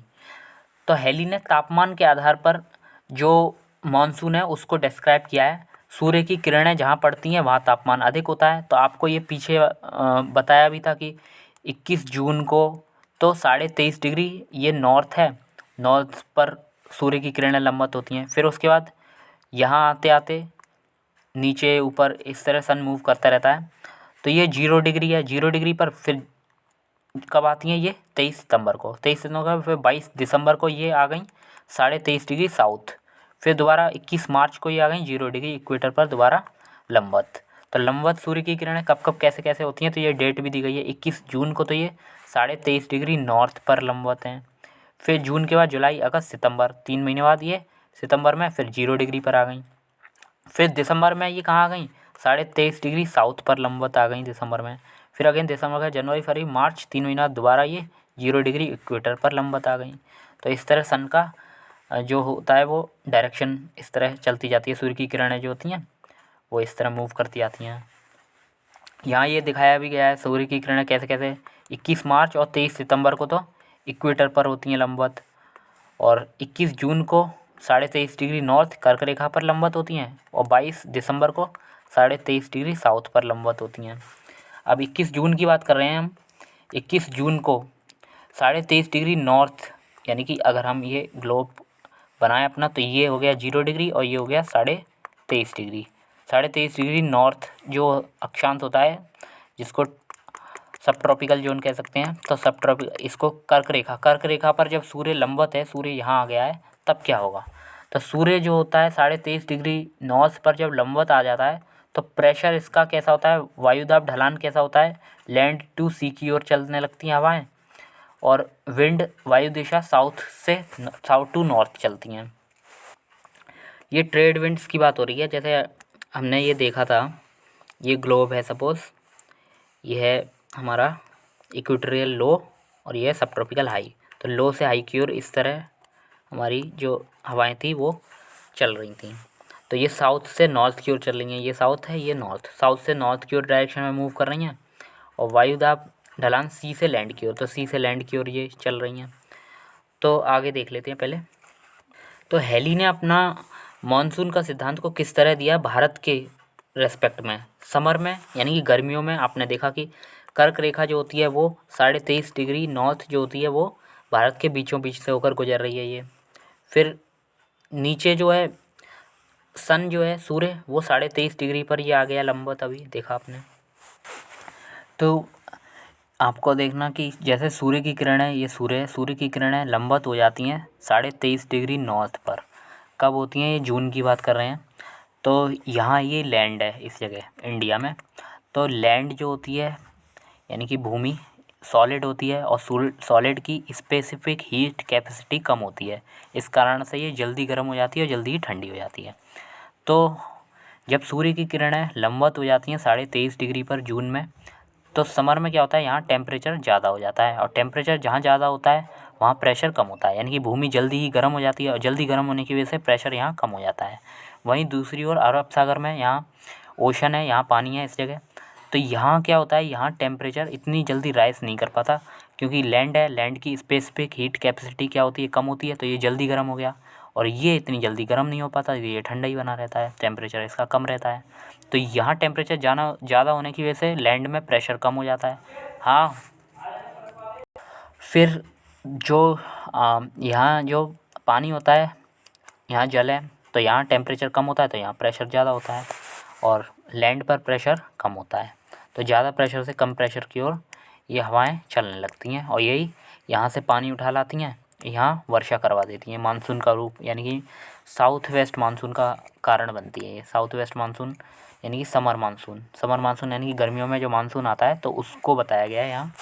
ये इसी कारण से जैसे इस डायरेक्शन से आ रहा है तो ये इसको साउथ, और ये वेस्ट, साउथ वेस्ट मानसून कह दिया जाता है। सेम इसका उल्टा विंटर में हो जाता है। विंटर में सर्दियों का मौसम होता है तो 22 दिसंबर को के समथिंग सूर्य की किरणें 23.5 डिग्री साउथ पर चली जाती हैं, यानी कि ये साउथ में चली गई, यहाँ चली गई, तो ऊपर जो होता है, ऊपर ठंड का मौसम आ जाता है एक तरह से। ठंड में क्या होता है कि ये जो लैंड का इलाका है भारत में 23.5 डिग्री नॉर्थ में, यहाँ तो काफ़ी ज़्यादा ठंड हो जाती है। ठंड यानी कि टेम्परेचर लो तो प्रेशर बहुत ज़्यादा हो जाता है, प्रेशर ज़्यादा हो जाता है। और ओशन में क्या होता है, प्रेशर कम हो जाता है। तो ज़्यादा प्रेशर से कम प्रेशर की ओर ये हवाएं चलने लगती हैं, जो मानसून के लौटने का कारण बनती हैं, जिसको हम कह देते हैं विंटर मानसून। तो यहाँ यही बताया गया है, विंटर मानसून में क्या होता है, सन कहाँ चले जाता है, दक्षिणी गोलार्ध में 23.5 डिग्री साउथ में परपेंडिकुलर हो जाता है। वायुदाब ढलान लैंड से सी की ओर हो जाता है। विंड डायरेक्शन ये नॉर्थ से साउथ की ओर चली जाती है। तो ये लैंड से सी की ओर ये डायरेक्शन मूव करने लगती है, हवा की दिशा। ये लैंड ही तो है भारत का, ये लैंड से सी की ओर ये डायरेक्शन हवाओं की चली जाती है। तो अगर हम थर्मल कॉन्सेप्ट ऑफ हेली देखें, एक सेकेंड, तो अगर हम थर्मल कॉन्सेप्ट ऑफ हेली देखें तो हेली ने मानसून को क्या बताया है, मानसून को एक तरह से प्रेशर का और टेम्परेचर का रिलेशन के अकॉर्डिंग बता दिया है। हेली ने बस ये बता दिया था कि जैसे 23.5 डिग्री नॉर्थ पर जब सूर्य की किरणें परपेंडिकुलर हो जाती हैं जून के महीने में, तब वो जो हवाएं हैं वो इस तरह चलने लगती हैं, और ये कम लो टू हाई चलने लगती हैं, हाई प्रेशर से लो प्रेशर की ओर हवाएं चलने लगती हैं। इसको मानसून का नाम दे दिया है हेली ने। ठीक है, ऐसे सर्दियों में जब यहाँ प्रेशर लो हो जाता है ओशन में, यानी कि समुद्र में प्रेशर लो हो जाता है और लैंड पर प्रेशर हाई हो जाता है, तो यहाँ हवा वापस जाने लगती हैं, तो इसको विंटर मानसून का नाम दे दिया है, सर्दियों वाला मानसून। लेकिन ये पूरी तरह से सही नहीं है। तो इसके बाद आते हैं दूसरे भाई साहब, जिनका नाम है फ्लॉन। फ्लॉन जो थे, उनका कॉन्सेप्ट है डायनामिक कॉन्सेप्ट ऑफ फ्लॉन कहलाता है। अब आता है डायनामिक कॉन्सेप्ट ऑफ फ्लॉन। तो इसने क्या बताया था, जैसे ये इक्वेटोरियल जोन है, तो यहाँ सूरज है, अभी यहाँ है। फिर क्या होता है, जून के महीने में जब सूरज की किरणें कर्क रेखा पर आ जाती हैं परपेंडिकुलर, तब जो इक्वेटोरियल जोन है होता है वो यहाँ शिफ्ट हो जाता है, इस जगह। तो जब यहाँ जो पवनें चल रही थी, ऐसे देख सकते हैं, जैसे ये है, एक सेकंड, जैसे हमने यहाँ पढ़ा था अभी, इक्वेटोरियल लो यहाँ था, ठीक है। उसके बाद जब सन यहाँ आ जाता है अक्ष अक्षांश पर यानी कि हॉर्स लैटिट्यूड्स कह देते हैं इसको, 23.5 डिग्री नॉर्थ पर जब लंबवत आ जाता है सूर्य जून के महीने में, तब जो इक्वेटोरियल लो है वो यहाँ शिफ्ट किया जाता है, इस जगह। तो यहाँ से दिखाया गया है, ये जो इक्वेटोरियल लो था वो यहाँ शिफ्ट कर गया, क्योंकि सूर्य की किरण यहाँ थी, तब वो इक्वेटोरियल लो ये था। लेकिन अब सूर्य यहाँ आ गया तो इक्वेटोरियल लो अब यहाँ काम करेगा, जहाँ सब ट्रॉपिकल हाई था वहाँ अब इक्वेटोरियल लो की तरह काम करेगा। फिर इक्वेटोरियल लो में नीचे की जो पवनें थी, वाणिज्यिक पवनें, वो इस तरह चल रही थी, ये नीचे थी, और ऊपर वाली जो थी वो इस तरह, इस डायरेक्शन में चल रही थी। तो जाहिर सी बात है, जो इक्वेटोरियल लो यहाँ से अब यहाँ शिफ्ट कर गया, तो ये इक्वेटोरियल लो आ गया अब। तो जो ऊपर वाली पवन है वो तो नॉर्थ में ही रहेंगी, वो तो इसके नॉर्थ में थी पहले भी, अभी भी नॉर्थ में है। लेकिन जो नीचे वाली ये वाली पवन है, ट्रेड विंड्स, वो पार करके ऊपर जाएंगी, ऊपर करके जब ये ऊपर आई, तो अब सीधी सी बात है, अभी इसकी डायरेक्शन भले ही ये है, लेकिन नॉर्थ हेमिस्फीयर में जाएगी। तो आपने ये पढ़ रखा है कि कोरियोलिस बल जब भी नॉर्थ हेमिस्फीयर में कोई चीज़ जाती है तो राइट साइड पर मूव करने लगता है, इस डायरेक्शन में। तो अभी नीचे वाली जो साउथ की ट्रेड विंड्स हैं इसकी डायरेक्शन ये है, लेकिन जैसे ये नॉर्थ में जाएंगी तो इसकी डायरेक्शन ये हो जाएगी। ठीक है, तो ये डायरेक्शन हो गई अभी इस विंड्स की। तब इसी विंड्स को हम क्या कह देते हैं, जो साउथ, जो पहले साउथ ये था और ये ईस्ट था, तो साउथ ईस्ट ट्रेड विंड्स जो थी वो कन्वर्ट हो जाती है साउथ वेस्ट ट्रेड विंड्स में। तो यही यहाँ लिखा गया है, यहाँ देख लेना। जो साउथ ईस्ट ट्रेड विंड्स हैं वो कन्वर्ट हो जाती है साउथ वेस्ट ट्रेड विंड्स में। तो ये साउथ वेस्ट बन गई, इसकी डायरेक्शन आप देख सकते हैं, ये डायरेक्शन, ये साउथ है ये वेस्ट है, तो साउथ वेस्ट बन गई। किस कारण से बन गई, क्योंकि इक्वेटोरियल लो जब ऊपर शिफ्ट हो गया तो ये ट्रेड विंड्स जब ऊपर जाएंगी नॉर्दर्न हेमिस्फीयर में, तो कोरियोलिस बल के कारण वो भी अपने राइट साइड फेरल के लॉ के अकॉर्डिंग डिफ्लेक्ट हो जाएंगी राइट साइड में। तो यहाँ अब इसी कॉन्सेप्ट का यूज़ हो रहा है डायनामिक कॉन्सेप्ट ऑफ फ्लोन में, इसी कॉन्सेप्ट का यूज़ है। इक्वेटोरियल लो यहाँ आ गया तो ऊपर वाली जो ट्रेड विंड्स है वो तो यही है सेम, लेकिन नीचे वाली जो साउथ ईस्ट थी वो अब साउथ वेस्ट बन गए, इस जगह आ गई। और इस घटना को जैसे यहाँ इक्वेटोरियल लो था, लेकिन अभी वो ऊपर शिफ्ट कर गया, सन ऊपर चला गया, तो इक्वेटोरियल यहाँ आ गया, तो यहाँ आ गया, तो हम इसको ITCZ जोन कह देते हैं। ITCZ मतलब inter tropical convergence zone, inter tropical convergence zone, क्योंकि सूर्य यहाँ शिफ्ट कर गया तो ये सारी बेल्ट्स भी ऊपर धीरे धीरे खिसक जाएंगी। जो यहाँ थी वो यहाँ आ गई, जो यहाँ थी वो यहाँ आ जाएगी, फिर जो ऊपर थी वो इसके ऊपर आ जाएगी, इस तरह। तो ये दक्षिण पश्चिम मानसून पवनों की तरह ये काम करने लगती हैं। जो ट्रेड विंड्स होती हैं इसी को साउथ वेस्ट ट्रेड विंड्स जो होती हैं वो दक्षिण पश्चिम मानसून की तरह आ जाती हैं जून के महीने में। तो ये था हमारा फ्लोन का कॉन्सेप्ट। तो ये इंटर ट्रॉपिकल कन्वर्जेंस जोन यहाँ सब दिखाया गया। अब इसके विपरीत ठीक जब 22 दिसंबर को जब सूर्य कहाँ चला जाता है, नीचे की साइड, नीचे की साइड यानी कि ये मकर रेखा के लंबवत हो जाता है। पहले ऊपर चला गया था तो इक्वेटोरियल जोन जो है वो ऊपर आ गया था, इक्वेटोरियल लो प्रेशर बेल्ट, लेकिन अभी नीचे आ गया है दिसंबर के महीने में सूर्य मकर रेखा पर। तो इक्वेटोरियल लो जब नीचे शिफ्ट कर जाएगा, तो नीचे शिफ्ट कर जाएगा, तो हम देख लेते हैं ये वाला भी केस। तो ये था हमारा इक्वेटोरियल लो और ये सब ट्रॉपिकल हाई, और ट्रेड विंड्स यहाँ चल रही थी वैसे और इस डायरेक्शन में चल रही थी। ठीक है, तो इसका नाम क्या था ट्रेड विंड्स का, ये तो साउथ, सॉरी एक सेकेंड, ये जो ट्रेड विंड्स थी ये थी पहले इस डायरेक्शन में जो चल रही थी उसको नॉर्थ ईस्ट का देखते हैं। ये नॉर्थ ईस्ट ट्रेड विंड्स हैं, और जो नीचे वाली ये ट्रेड विंड्स हैं इसको हम कह देते थे साउथ ईस्ट ट्रेड विंड्स। तो नॉर्थ ईस्ट ऊपर वाली है, साउथ ईस्ट नीचे वाली हैं। तो नॉर्थ ईस्ट ट्रेड विंड्स और ये साउथ ईस्ट ट्रेड विंड्स। अब इक्वेटोरियल लो जब नीचे आ गया, क्योंकि दिसंबर के महीने में सूर्य मकर रेखा पर यहाँ लंबवत पड़ता है, यहाँ लंबवत पड़ता है, तो जो इक्वेटोरियल जोन यहाँ था, यहाँ सूर्य होता है तो यहाँ इक्वेटोरियल जोन था। तो लेकिन अब ये कहते हैं दिसंबर के महीने में सूर्य यहाँ शिफ्ट कर गया है, तो यहाँ सब ट्रॉपिकल की जगह यहाँ अब इक्वेटोरियल जोन की तरह ये काम करने लगेगा। तो इक्वेटोरियल लो की तरह काम करने लगा। तो ये जो ऊपर की पवनें हैं, जो सॉरी इसके जो नीचे पवनें थी ये, वो तो यहाँ ऐसी रहीं, क्योंकि ये पहले भी साउथ हेमिस्फीयर में थी, ये नीचे शिफ्ट हो गई तो ये अभी भी साउथ में है। लेकिन जो ऊपर वाली ये पवनें हैं, ये ऊपर वाली जो वाणिज्यिक पवनें हैं वो अब नीचे आएंगी। वो अब जैसे ही नीचे आएंगी तो कोरियोलिस बल इस पर, जो साउथर्न हेमिस्फीयर है, तो आपने ये पढ़ा था कोरियोलिस बल जो साउथर्न हेमिस्फीयर है तो इसमें लेफ़्ट साइड पर काम करेगा, तो ये लेफ़्ट साइड मुड़ जाएंगी अपनी। तो इनकी लेफ़्ट साइड ये है तो इधर मुड़ जाती हैं। ठीक है, कोरियोलिस बल के कारण ये लेफ़्ट साइड इधर की ओर मुड़ जाती हैं।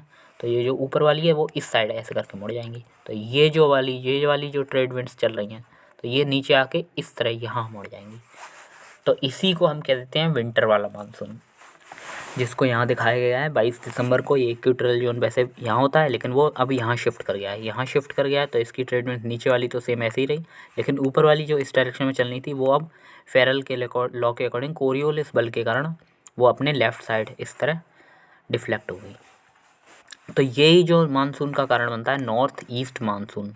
नॉर्थ ईस्ट मानसून क्या होता है, जो जाड़ों के महीनों में जो मानसून आता है ना, उसको कह देते हैं। अब एक यहाँ एक डाउट ये आता है, जैसे डायरेक्शन तो इसकी ये है, तो ये वाली मानसून का कारण बनती है और इसकी डायरेक्शन क्या है, ये नॉर्थ है और ये है वेस्ट। तो नॉर्थ वेस्ट ट्रेड विंड्स होनी चाहिए।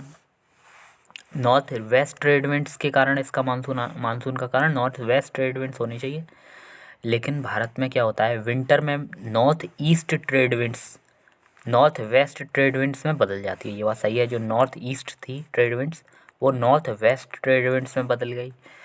इसी कारण शिफ्टिंग ऑफ प्रेशर बेल्ट, मतलब इसका कारण क्या है, शिफ्टिंग ऑफ प्रेशर बेल्ट है। परंतु इंडिया में monsoon north east trade winds के कारण ही आता है, क्योंकि ट्रेड विंड शिफ्ट करती है, ना कि भारत की स्थिति। भारत तो जहाँ है वहीं रहेगा ना। ट्रेड विंड सपोज ऐसे चल रही थी तो कोरियोलिस बल के कारण वो भले ही ऐसे हो गई हैं साउथर्न हेमिस्फीयर में जाकर, लेकिन नॉर्थर्न हेमिस्फीयर में तो अभी भी ऐसी चल रही होंगी। तो यही कारण है कि भारत में जो मानसून आने का कारण है विंटर मानसून, तो उसका कारण नॉर्थ ईस्ट ट्रेड विंड्स है, ना कि नॉर्थ वेस्ट। ठीक है, अतः नॉर्थ ईस्ट ट्रेड विंड्स अपने आप शुरुआत में ही भारत में मानसून का कारण बनती है। मतलब अपने शुरुआत में ही ये शुरुआत में ही मानसून का कारण बन जाती है, तत्पश्चात अपनी दिशा नॉर्थ वेस्ट में परिवर्तित करती है। ठीक है, ड्रॉबैक्स क्या है, सडन आउटबर्स्ट ऑफ मानसून, मतलब ये भी अभी बहुत ज़्यादा सफल नहीं हो पाया, क्योंकि कुछ कारण थे जिसको पूरी तरह से के ये भी डिस्क्राइब नहीं कर पाया था कि मानसून देर में आता है, कभी कभी आउटबर्स्ट सडन जल्दी से आ जाता है। तो ये सब कारण रहे थे, तो ये भी फेल हो गया था। फेल तो नहीं, क्योंकि सभी कॉन्सेप्ट का अपना अपना कुछ यूज़ है, मानसून को हम मिला जुला कर पढ़ते हैं। उसके बाद आती है जेट स्ट्रीम थ्योरी। तो जेट स्ट्रीम थ्योरी में हमने बताया था प्रेशर और टेम्परेचर ग्रेडियंट, ये टेम्परेचर ग्रेडियंट बनता है। जैसे ये 0 डिग्री है इक्वेटर, ये सब ट्रॉपिकल, ये टेम्परेट, ये है पोलर जोन। तो यहाँ टेम्परेचर हाई तो प्रेशर कम, तो लो प्रेशर होता है, यहाँ हाई प्रेशर, यहाँ लो प्रेशर, यहाँ हाई प्रेशर। तो लो प्रेशर पे बताया था विंड उठती है, राइज करती है, और हाई प्रेशर पे फिर ये नीचे आ जाती है, फिर लो प्रेशर पे उठती है और हाई प्रेशर पे ये वापस इधर नीचे आ जाती है। तो ये 3 तरह की साइकिल बनती है। इसको हेडली साइकिल कह देते हैं, इसको फेरल सेल कह देते हैं, इसको पोलर सेल कह देते हैं।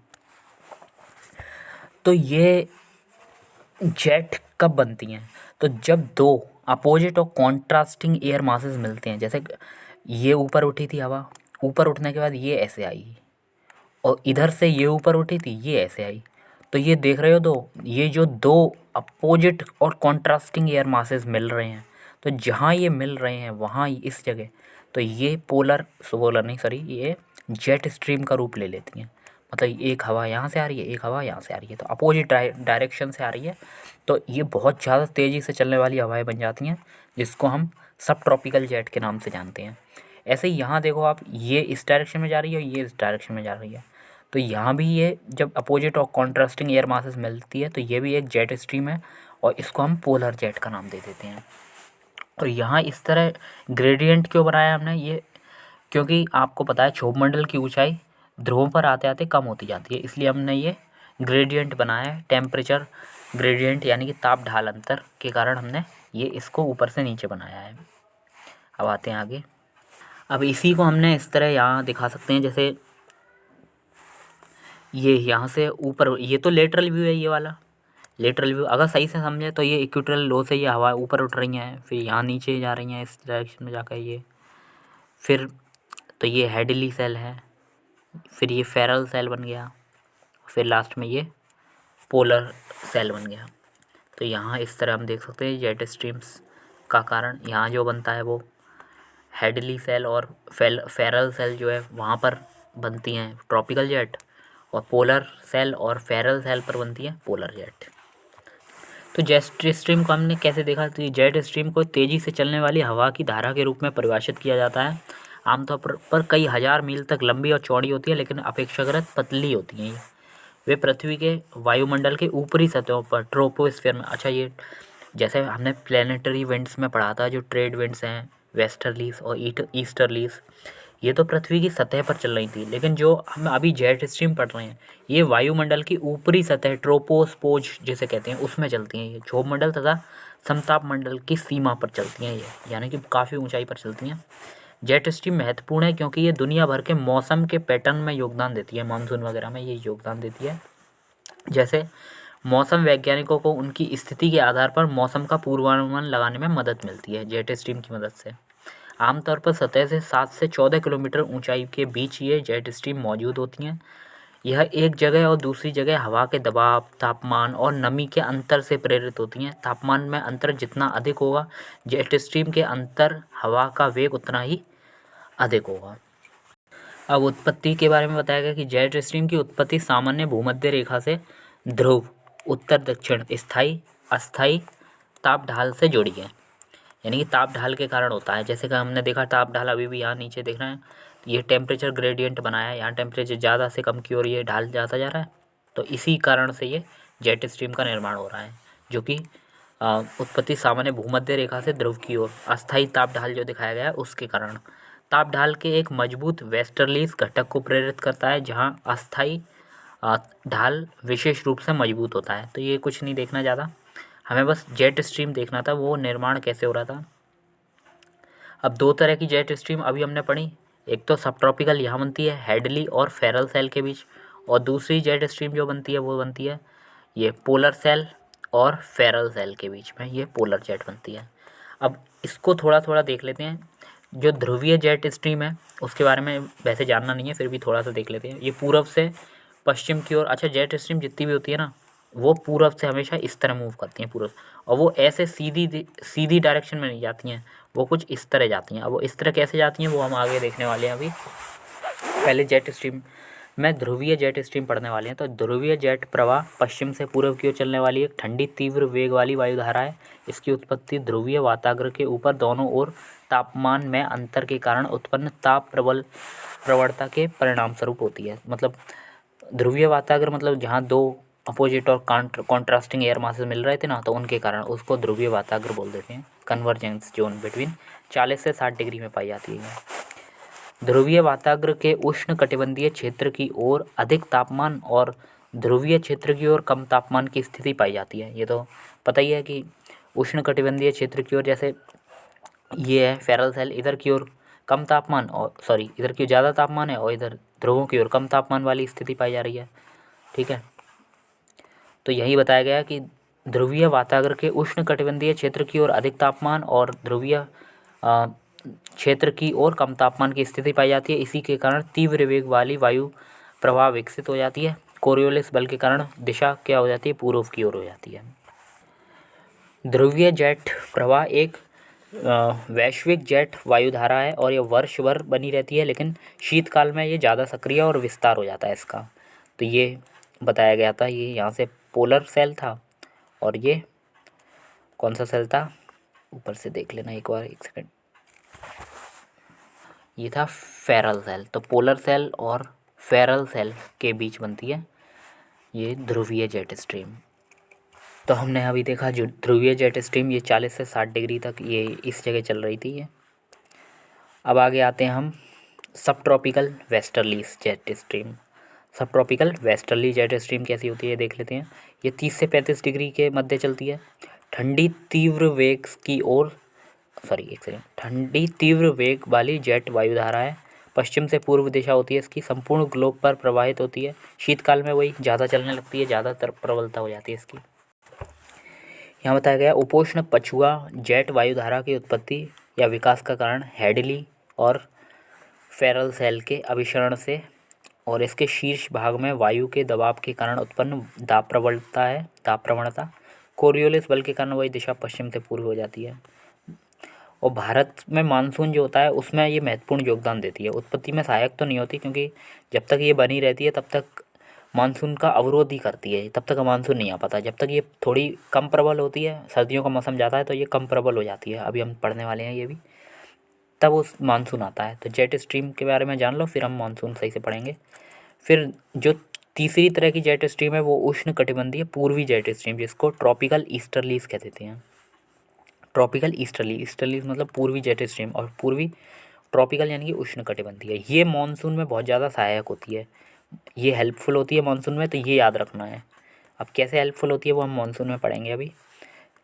तिब्बती पठार के तीव्र तापन के कारण गर्मी के मौसम में भारत और अफ्रीका के ऊपर सतही उष्ण कटिबंधीय हवाओं के ऊपर उष्ण कटिबंधीय जेट स्ट्रीम विकसित होती है और भारतीय मानसून में महत्वपूर्ण भूमिका निभाती है। फिर लास्ट है पोलर नाइट जेट स्ट्रीम, इसके बारे में नहीं जानना है। तो ये सारे हमारा जेट स्ट्रीम का टॉपिक कंप्लीट होता है। तो ये जेट स्ट्रीम के बारे में अभी हमने क्या देखा, जहाँ अपोजिट मतलब एक दूसरे के विपरीत चलने वाली और कॉन्ट्रास्टिंग एयर मासेस जहाँ मिलते हैं वहाँ जेट स्ट्रीम बनती हैं। ठीक है, अपोजिट मतलब समझ गए होगे, एक इधर तो दूसरा इधर, फिर एक गर्म है तो दूसरी ठंडी है, तो उसको कहते हैं कॉन्ट्रास्टिंग। तो ये इस तरह की जब हवाएं तेज़ गति से चलने वाली हवाएं मिलती हैं तो उसको जेट स्ट्रीम कहते हैं, और ये ऊपरी सतह पर चलती हैं। इनकी दिशा हमेशा पश्चिम से पूर्व की ओर होती है और विसर्पण करती हुई चलती हैं।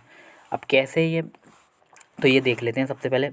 अभी हम सर्दियों की बात कर रहे हैं, तो सर्दियों में 22 दिसंबर के करीब सन की जो रेज़ होती हैं वो 23.5 डिग्री साउथ पे परपेंडिकुलर पड़ती हैं, यानी कि मकर रेखा पर परपेंडिकुलर है। ये सन है, ये वेस्टर्ली जी जेट को दिखाया गया है, ये पोलर जेट को दिखाया गया है।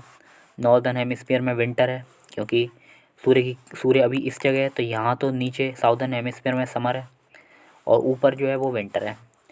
नॉर्दर्न हेमिस्फीयर में कॉन्टिनेंट पार्ट ज़्यादा है, और कॉन्टिनेंट पार्ट पता है आपको जल्दी गर्म होता है, जल्दी ठंडा होता है। सूरज यहाँ नीचे आ गया तो नीचे तो गर्मी है, तो ऊपर जल्दी से कॉन्टिनेंट पार्ट ठंडा हो जाता है, तो टेम्परेचर कम हो जाता है और कॉन्टिनेंट में प्रेशर ज़्यादा हो जाता है। तो इसी को यहाँ दिखाया गया है, ये 0 डिग्री है, फिर ये 23.5 डिग्री में यहाँ सूरज अभी नीचे है साउदर्न हेमिस्फीयर पर, और ये है 23.5 डिग्री नॉर्दर्न हेमिस्फीयर। ये कॉन्टिनेंट का पार्ट है। तो कॉन्टिनेंट के बारे में अभी बताया, टेम्परेचर यहाँ सर्दियों में ज़्यादा कम हो जाता है, क्योंकि कॉन्टिनेंट सॉलिड होते हैं और सॉलिड जल्दी गर्म होते हैं, जल्दी ठंडे होते हैं, क्योंकि उनकी स्पेसिफिक हीट कैपेसिटी कम होती है।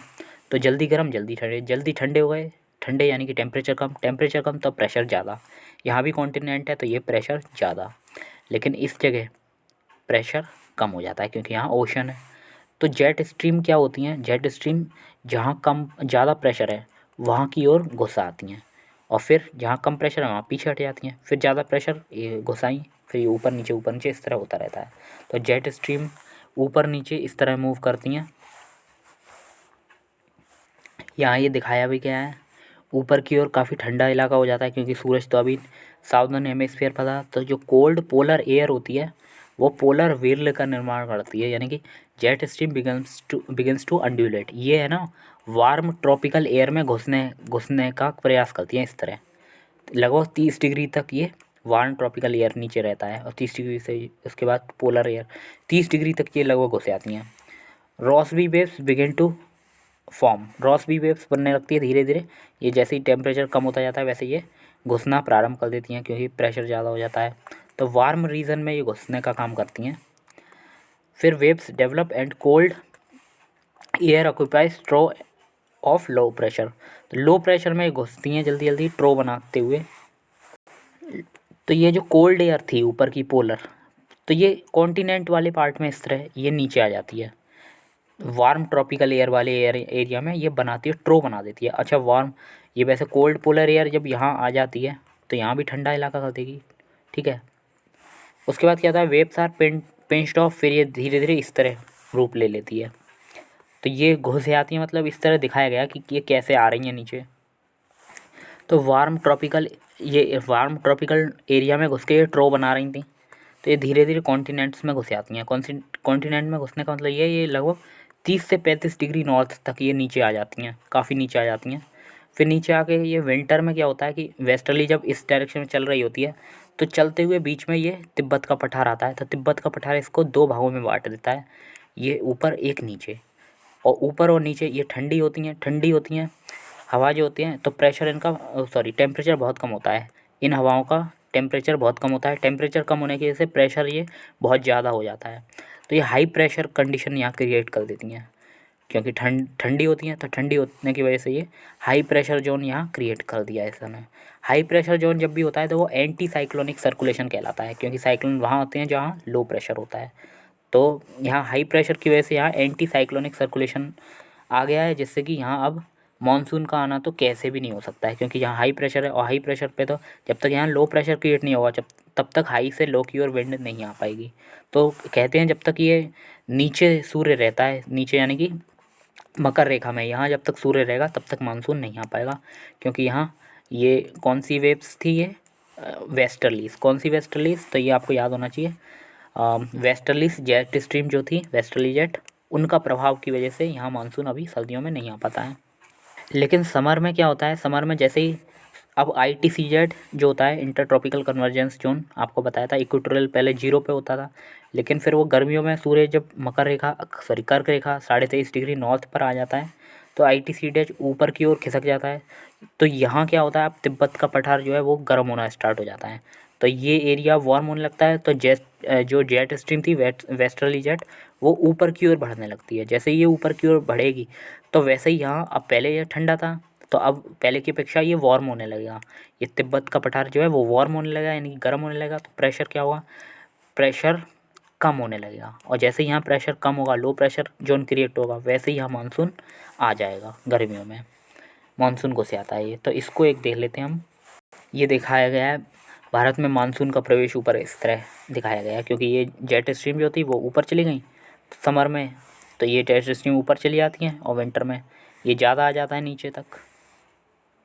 जैसे कि यहाँ दिखाया गया है, ये कोल्ड पोलर जो एयर होती है वो नीचे तक आ जाती है, ये नीचे तक आती हुई दिखाई दे रही है। वहीं दूसरे ओर विंटर में, सर्दियों में ये केवल यहीं तक सिमट कर रह जाती हैं, और जो नीचे वाली है वो स्ट्रांग हो जाती है।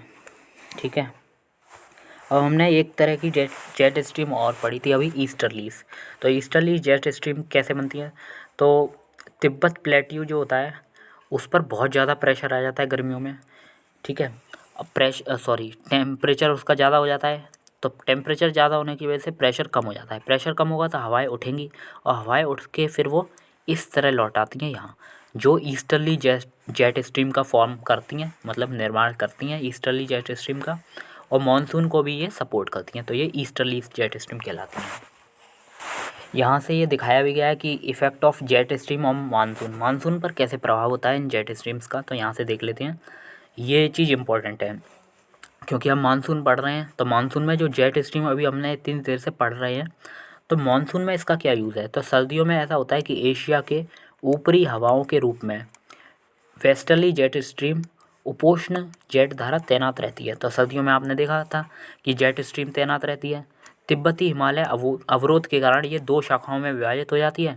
उत्तरी शाखा हिमालय और तिब्बत पठार के ऊपर में बहती है, और दक्षिणी शाखा ये माउंटू माउंटेन्स के दक्षिण में बहती है। ये जो तिब्बत का पठार था इसके दक्षिण में आ जाती है एक शाखा।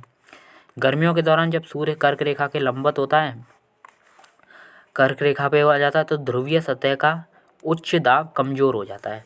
तो ध्रुवीय सतह का उच्च दाब जो हाई प्रेशर बना रखा था जेट स्ट्रीम्स ने, तो वो कमज़ोर हो गया। तो वो ऊपरी हवा का खंभा ध्रुवीय चक्करदार उत्तर की ओर चला जाता है। परिणामस्वरूप जो ऊपरी हवा के ऊपरी हिस्से को भी हिमालय के दक्षिणी ढलानों से हटा दिया जाता है। यानी कि कहने का मतलब ये है, ये जो कोल्ड पोलर एयर था ये सर्दियों में नीचे तक आ जाती है,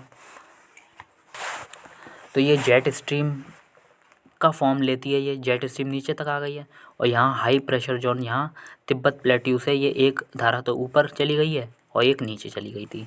लेकिन जैसे ही तो ये एंटी साइक्लोनिक कंडीशन क्रिएट कर देती है, तो हाई प्रेशर जब तक यहाँ रहता है तब तक मानसून यहाँ नहीं आ सकता है। लेकिन जैसे ही ये गर्मियाँ आती हैं तो ये जो वेस्टर्लीज है ये थोड़ी ऊपर खिसक जाती है, इस जगह चली जाती है।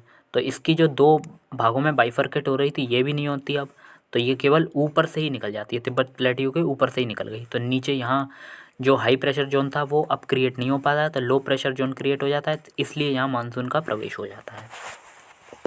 यहाँ अब आगे बताया गया, तिब्बती पठार के ऊपर में जेट स्ट्रीम को हटाने से मानसून के फटने का परिणाम होता है। गर्मियों में तिब्बत के पठार गर्म होने के कारण ईस्टर जेट स्ट्रीम की उत्पत्ति, जो ईस्टर्ली जेट स्ट्रीम थी उसकी भी उत्पत्ति आपको दिखाई गई थी अभी थोड़ी देर पहले। अब वितरण पढ़ते हैं मानसून का, distribution of Indian monsoon. Summer monsoon जो होता है वो दक्षिण पश्चिम मानसून कहलाता है।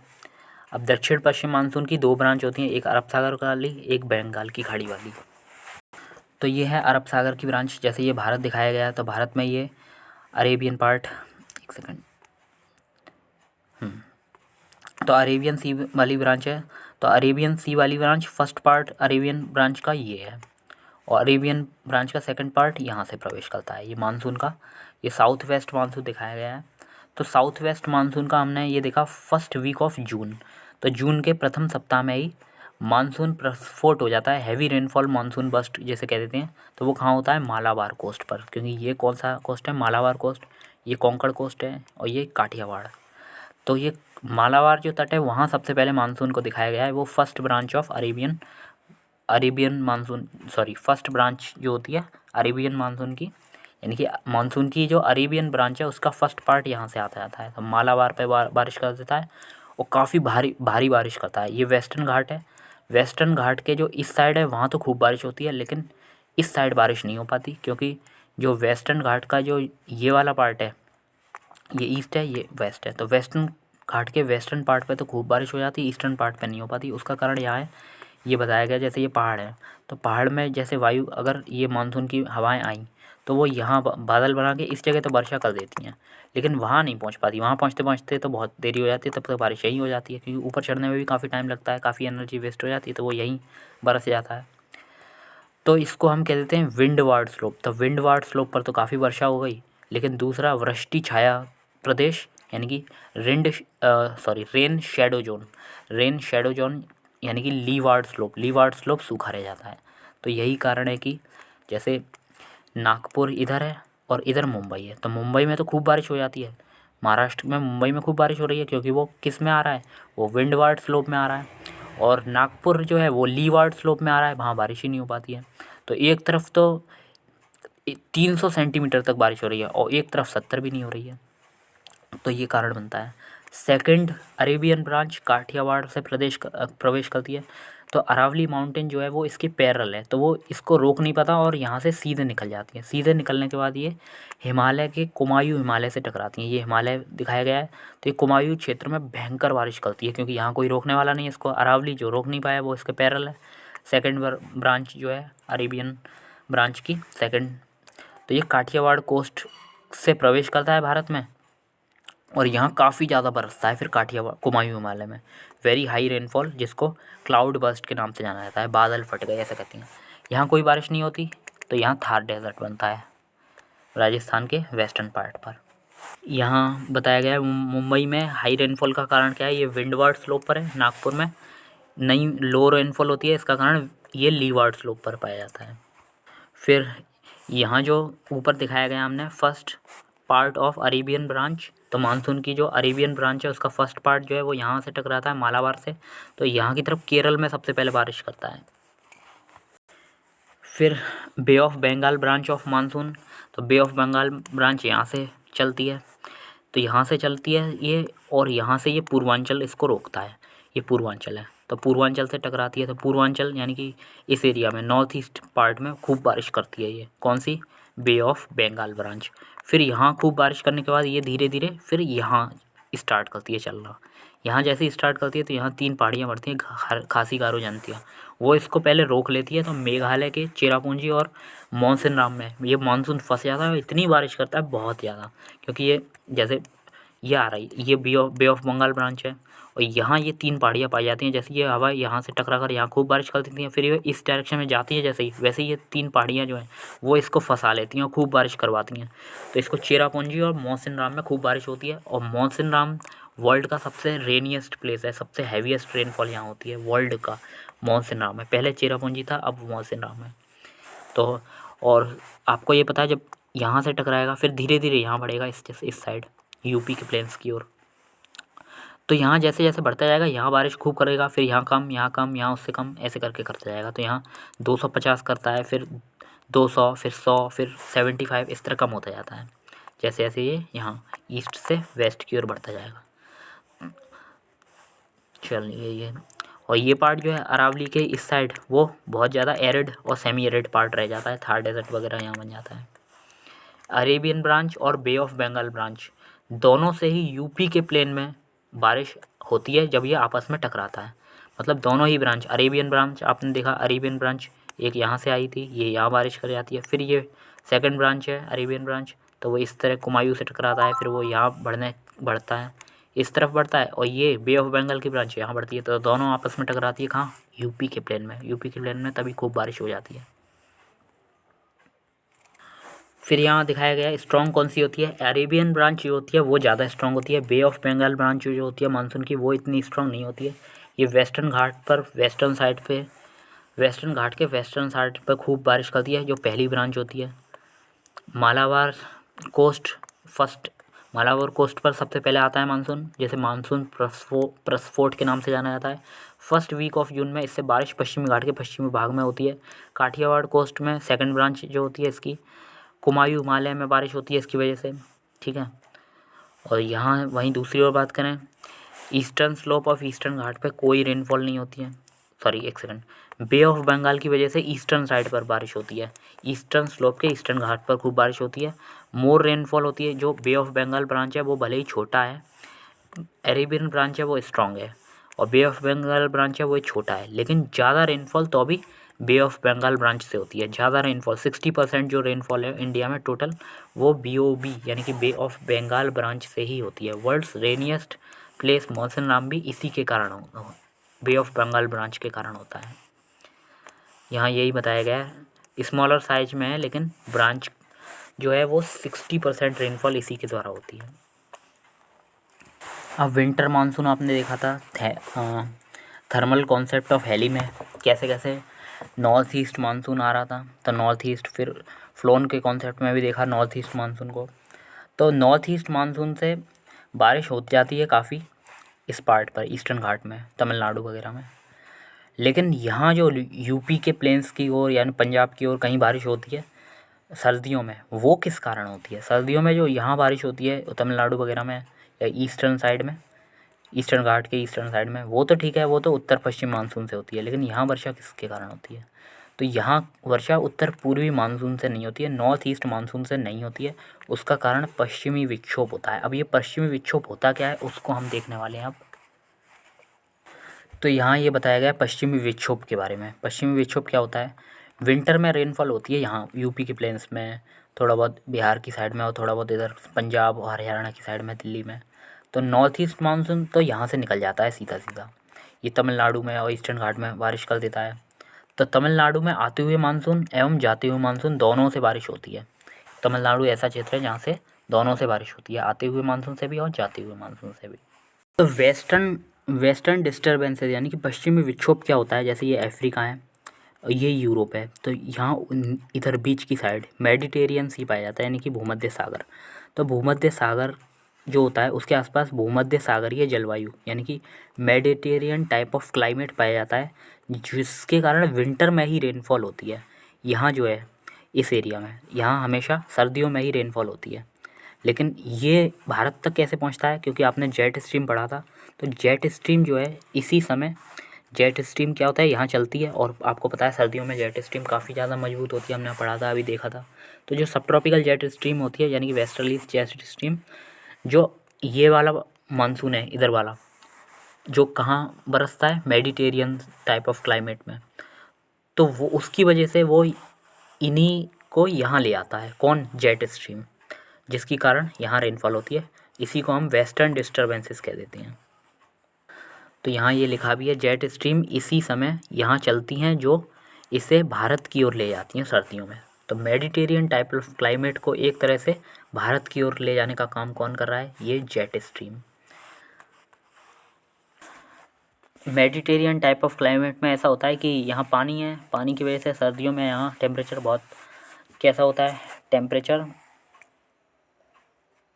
टेम्परेचर कंपैरेटिवली कैसा होता है? ज़्यादा होता है, क्योंकि आपको पता है पानी की जो स्पेसिफिक हीट कैपेसिटी है वो ज़्यादा होती है और स्थल की कम होती है। तो स्थल तो कंपैरेटिवली क्या होते हैं? ठंडे हो जाते हैं। ठंडे हो जाते हैं यानी कि टेम्परेचर कम तब प्रेशर ज़्यादा। लेकिन पानी में प्रेशर कम रहता है क्योंकि टेम्परेचर कंपैरेटिवली ज़्यादा रहता है, तो लो प्रेशर क्रिएट हो जाता है यहाँ। तो लो प्रेशर की वजह से बारिश तो वहीं होगी जहाँ लो प्रेशर क्रिएट होगा। अब यही क्या होता है, जो वेस्टर्न डिस्टर्बेंसेस है उसको काल बैसाखी मानसून जो होता है मालाबार कोस्ट, एक सेकंड यहाँ, तो पश्चिमी विक्षोभ से अब यहाँ कोई मतलब नहीं है। मानसून वैसे मालाबार कोस्ट में कब आता है?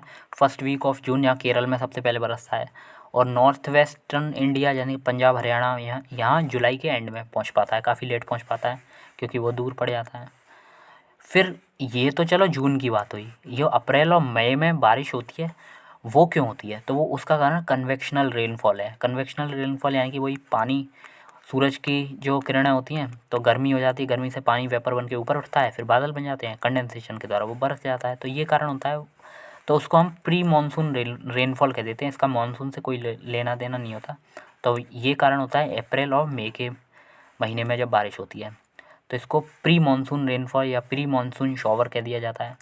तो मानसून से पहले होने वाली बारिश। और इसका कारण क्या है? Convectional rainfall. कन्वेक्शनल रेनफॉल आपको बताया था, जिसे कहते हैं संवहनीय वर्षा। जैसे ये पानी ऊपर उठता है, फिर क्लाउड्स फॉर्मेशन होता है, फिर कंडेंसेशन के द्वारा ये प्रेसिपिटेशन बारिश हो जाती है। बारिश कब होती है? जब सैचुरेशन लेवल हो जाता है। सैचुरेशन लेवल मतलब क्या होता है? सैचुरेटेड कहते हैं कि जब रिलेटिव ह्यूमिडिटी पूरी 100% हो जाती है, तब जाके बारिश हो जाती है। तो उसको सैचुरेशन कह देते हैं। सैचुरेशन मतलब पूरी तरह से 100% रिलेटिव ह्यूमिडिटी, यानी कि जो सापेक्षित या अपेक्षित आर्द्रता होती है वो 100% हो जाती है। तो ये अप्रैल और मई में जो संवहनीय वर्षा के कारण प्री मानसून रेनफॉल हो रही है या प्री मानसून शावर हो रही है अप्रैल और मई में संवहनीय वर्षा के कारण, तो छोटा नागपुर पठार जो है, छोटा नागपुर पठार में आ जाता है वेस्ट बंगाल, छत्तीसगढ़, झारखंड। तो यहाँ जो बारिश होती है उसको काल बैसाखी के नाम से जाना जाता है। मध्य भारत में इसको मैंगो शॉवर के नाम से जाना जाता है, और कर्नाटक में इसको चेरी ब्लॉसम कह देते हैं। अब यहाँ तीसरा टॉपिक है फैक्टर अफेक्टिंग इंडियन क्लाइमेट। तो इंडियन क्लाइमेट को कौन कौन से फैक्टर्स प्रभावित करते हैं? तो हिमालय सबसे ज़्यादा प्रभावित करता है। पहला फैक्टर है हिमालय। हिमालय क्या करता है? Help in distribution of monsoonal rainfall. जो मानसून के कारण रेनफॉल होती है उसका डिस्ट्रीब्यूशन करने में हिमालय मदद करता है। कैसे कैसे हमने देखा था, मानसून से आने वाली वर्षा भारत को, मतलब मानसून से जो वर्षा होती है उसको भारत में वितरित करता है ये, और ऑब्स्ट्रक्ट कोल्ड साइबेरियन विंड्स। तो सबसे पहले तो हमने ये देखा था कि यहाँ से जैसे ये मानसून एंटर करता है, फिर यहाँ से करता है, तो यहाँ टकराता है हिमालय से। हिमालय से टकराने के बाद ये कुमाऊँ हिमालय क्षेत्र में बारिश करता है, फिर इसको यहाँ भेजता है। फिर उस तरह यहाँ जो हिमालय होता है वो बे ऑफ बंगाल ब्रांच को टकराता है, फिर इसको यहाँ भेजता है। तो अगर ये हिमालय नहीं होता तो ये ना तो क्या कहते हैं, ये मानसून, यहाँ से मानसूनी पवनें जो होती हैं वो हिमालय से टकराती भी नहीं और वो सीधे निकल जाती, तो बारिश भी नहीं हो पाती। तो डिस्ट्रीब्यूशन ऑफ मानसून रेनफॉल का काम कौन करता है? हिमालय करता है। दूसरी बात ये कि हिमालय के जो ऊपर नॉर्थ में है वहाँ साइबेरिया रशिया है, तो यहाँ बहुत कोल्ड रीजन है, यहाँ हवाएं चलती हैं, कोल्ड साइबेरियन विंड्स के नाम से जाना जाता है ये जो हवाएं चलती हैं ये। तो ये हवाएं जो होते हैं उसको एंटर करने से रोक देता है। ऊपर जो साइबेरियन या रशिया का जो इलाका है वो फ्रोजन, वो सर्दियों के सीज़न में जमा रहता है, इतनी ज़्यादा सर्दी होती है वहाँ। तो यहाँ से जो हवाएं, और ये जो ऊपर का इलाका होता है ना, वो शीतोष्ण जलवायु, टेम्परेट, जहाँ काफ़ी ज़्यादा सर्दी पाई जाती है, वो इलाका होता है। भारत में वो इलाका नहीं है, क्योंकि ये जो हिमालय है वो इन हवाओं को रोक देता है, कोल्ड साइबेरियन विंड्स को भारत में प्रवेश होने से रोक देता है। तो इसी कारण है कि हिमालय के उत्तर में तो फ्रोजन विंटर में मतलब जमा रहने वाली स्थिति रहती है, लेकिन हिमालय के दक्षिण में क्या होता है, वहाँ इतनी ज़्यादा सर्दी नहीं पड़ती है, क्योंकि ये जो विंड है वो एंटर नहीं कर पाती है। तो हिमालय की वजह से ये कोल्ड विंड भारत में एंटर नहीं कर पाती हैं और नॉर्थ पार्ट में जमा रहता है, जबकि हिमालय के नॉर्थ पार्ट में विंटर में। तो ये यहाँ से बताया गया है। साउथ में देखा जाए तो इफ़ दे एंटर, अगर वो एंटर कर पाती नीचे भारत में, तो टेम्परेट टाइप क्लाइमेट इंडिया में भी पाया जाता, लेकिन वो एंटर नहीं कर पाती, इसलिए पूरे भारत में सब ट्रॉपिकल टाइप ऑफ क्लाइमेट पाया जाता है, यानी कि उष्णकटिबंधीय जलवायु। तो हमने ये देख लिया ऑब्स्ट्रक्ट कैसे करता है कोल्ड साइबेरियन विंड्स को। अब distribution of monsoon and rainfall ये कैसे करता है, तो divide the westerly jet stream. तो जैसे हमने देखा था हिमालय या तिब्बत का पठार दो भागों में बांट देता था उसको, तो जब तक ये जाएगा नहीं तब तक रेनफॉल, वो क्या कहते हैं, मानसून नहीं आता था। तो यहाँ जब अरावली से ये सेकंड जो ब्रांच थी, एक ब्रांच यहाँ थी अरेबियन मानसून की, और सेकंड ब्रांच यहाँ अरावली से, तो ये पैरेलल निकल जाता है, अरावली पैरेलल पड़ जाता है तो वो रोक नहीं पाता। लेकिन यहाँ ये कुमाऊँ क्षेत्र में काफ़ी बारिश करता है, जैसे क्लाउड बर्स्ट के नाम से जाना जाता है कुमाऊँ हिमालय में। फिर यहाँ पूर्वांचल से टकराता है तो मानसून यहाँ जाता है, बे ऑफ बंगाल की ब्रांच। तो आधी यहाँ रही, आधी यहाँ। तो ये क्या है, डिस्ट्रीब्यूशन कर रहा है एक तरह से। जो बे ऑफ बंगाल ब्रांच होती है वो स्मॉल ब्रांच होती है, फिर भी 60% रेनफॉल इसी की वजह से होता है। जेट स्ट्रीम के बारे में भी हमने देखा था, अपोजिट और कॉन्ट्रास्टिंग एयर मासेस जब मिलती हैं तो जेट स्ट्रीम बनती है। फिर ये जेट स्ट्रीम का ये पार्ट हमने पढ़ा, जैसे कि ये 0 degree, 23.5 degree north, 23.5 degree south, और फिर 90 डिग्री। तो ये लो प्रेशर जोन है, ये हाई, ये लो, ये हाई। तो लो में हवा ऊपर उठ रही है, फिर हाई में नीचे गिर रही है, फिर ऊपर उठ रही है, फिर नीचे गिर रही है। तो यहाँ ये सेल्स का निर्माण हो गया था। तो यहाँ ये सबसे पहले था हेडली सेल, फिर ये था फेरल सेल, ये पोलर सेल। तो यहाँ पोलर जेट बनती है इस जगह, और इस जगह वेस्टर्ली जेट बनती है। तो ये जेट स्ट्रीम जो थी, वेस्टर्ली जेट जो थी या सब ट्रॉपिकल, ये वाली, ये सब ट्रॉपिकल या वेस्टर्ली जेट जो थी, तो उसके बारे में यहाँ बताया गया है कि वेस्टर्ली जेट जो होती है वो तिब्बत का प्लेट्यू यहाँ आ जाता है। तो इसको दो भागों में, वो एक ब्रांच ऊपर आ जाती है, एक ब्रांच नीचे आ जाती है, second branch of westerly jet stream. ये नेगेटिव इम्पैक्ट यानी कि नेगेटिव रोल प्ले करता है मानसून में, मतलब मानसून को आने नहीं देता जब तक ये यहाँ बना है, क्योंकि ये जब तक यहाँ बना है तब तक यहाँ हाई प्रेशर जोन बना रहेगा। तो यहाँ बताया गया है कि इसके रहते मानसून भारत में एंटर नहीं करता है, इसके रहते एंटर नहीं कर पाता है, क्योंकि यहाँ एंटी साइक्लोनिक कंडीशन बनी रहती है। एंटी साइक्लोनिक कंडीशन मतलब हाई प्रेशर, और हवा ऊपर नहीं उठ पाती। हवा ऊपर नहीं उठेगी तो मानसून भी नहीं आएगा। तो जलवायु को प्रभावित करने में हिमालय महत्वपूर्ण भूमिका निभाता है। हिमालय की उपस्थिति के कारण ही भारत एक मानसूनी भूमि है। नेक्स्ट, यह अरब सागर और बंगाल की खाड़ी से मानसून हवाओं को फंसाता है, उन्हें बर्फ़ और बारिश के रूप में भारतीय उपमहाद्वीप के भीतर अपनी नमी को बहाने के लिए मजबूर करता है। अगर हिमालय नहीं होता तो ये मानसून रेनफॉल बारिश नहीं करते, ऐसे निकल जाते। नेक्स्ट है, यह पूर्वी एशिया के ठंडे सर्दियों के तूफ़ानों को भारत में प्रवेश करने से रोकता है, यानी कि जो कोल्ड साइबेरियन विंड्स थी उसके बारे में बात हो रही है। भीषण ठंड से बचाता है। हिमालय ने दो भागों में विरल जेट धाराओं को विभाजित किया है, जैसा कि भारत में प्रवेश करने वाली दक्षिण की शाखा मानसून लाने में महत्वपूर्ण भूमिका निभाती है। जो जेट स्ट्रीम नीचे की ओर भारत में आ रही थी, ये वाली जेट स्ट्रीम की जो नीचे वाली पार्ट थी, ये जाएगी तभी मानसून आएगा। और ये ऐसी बात नहीं है ये केवल जाएगी तभी मानसून आएगा। ये जो सर्दियों में वेस्टर्न डिस्टर्बेंस के कारण इधर यूपी के प्लेन्स में बारिश होती है, पंजाब में, तो वेस्टर्न डिस्टर्बेंस के कारण जो बारिश होती है उसको, वेस्टर्न डिस्टर्बेंस को, यानी कि मेडिटेरियन टाइप ऑफ क्लाइमेट को यहाँ कौन लाता है सर्दियों में, तो यही लाता है। तो एक तरह से हेल्पफुल भी है ये। दूसरा जो है climate, Indian climate, Indian ocean यानी कि हिंद महासागर की स्थिति से भी नियंत्रित होता है यहाँ का क्लाइमेट। क्यों नियंत्रित होता है देख लेते हैं। क्योंकि ये क्या करता है, हिंद महासागर हेल्प करता है मेंटेनिंग सब tropical type of climate, Bharat में उष्ण कटिबंधीय जलवायु को बनाए रखने में मदद करता है। क्योंकि यहाँ देख सकते हैं ये ट्रॉपिकल एरिया है, यहाँ भारत है 23.5 डिग्री के बीचों बीच, यहाँ से भारत के बीचों बीच से गुजरती है ये कर्क रेखा। कर्क रेखा मतलब 23.5 डिग्री नॉर्थ की जो रेखा होती है। तो यहाँ नीचे इंडियन ओशन पाया जाता है। इंडियन ओशन ये अरब सागर है, बे ऑफ बंगाल है, इन दोनों को मिलाकर इंडियन ओशन यानी कि हिंद महासागर कह देते हैं। हिंद महासागर की ये अरब सागर ब्रांच होती है, ये बे ऑफ बंगाल ब्रांच होती है। तो यहाँ पानी है, पानी यानी कि सागर है, तो वाटर बॉडी है। वाटर बॉडी का आपने पढ़ा है स्पेसिफिक हीट कैपेसिटी बहुत हाई होती है, ना तो जल्दी गर्म होता है ना जल्दी ठंडा होता है। इस कारण से भारत का जो टेम्परेचर है वो मॉडरेट बना रहता है, ना तो एक्सट्रीम विंटर हो पाती ना एक्सट्रीम समर हो पाती, मतलब बहुत ज़्यादा ना तो गर्मी होती ना समर हो पाती। तो इसी की वजह से ये इंडियन ओशन की वजह से पॉसिबल है।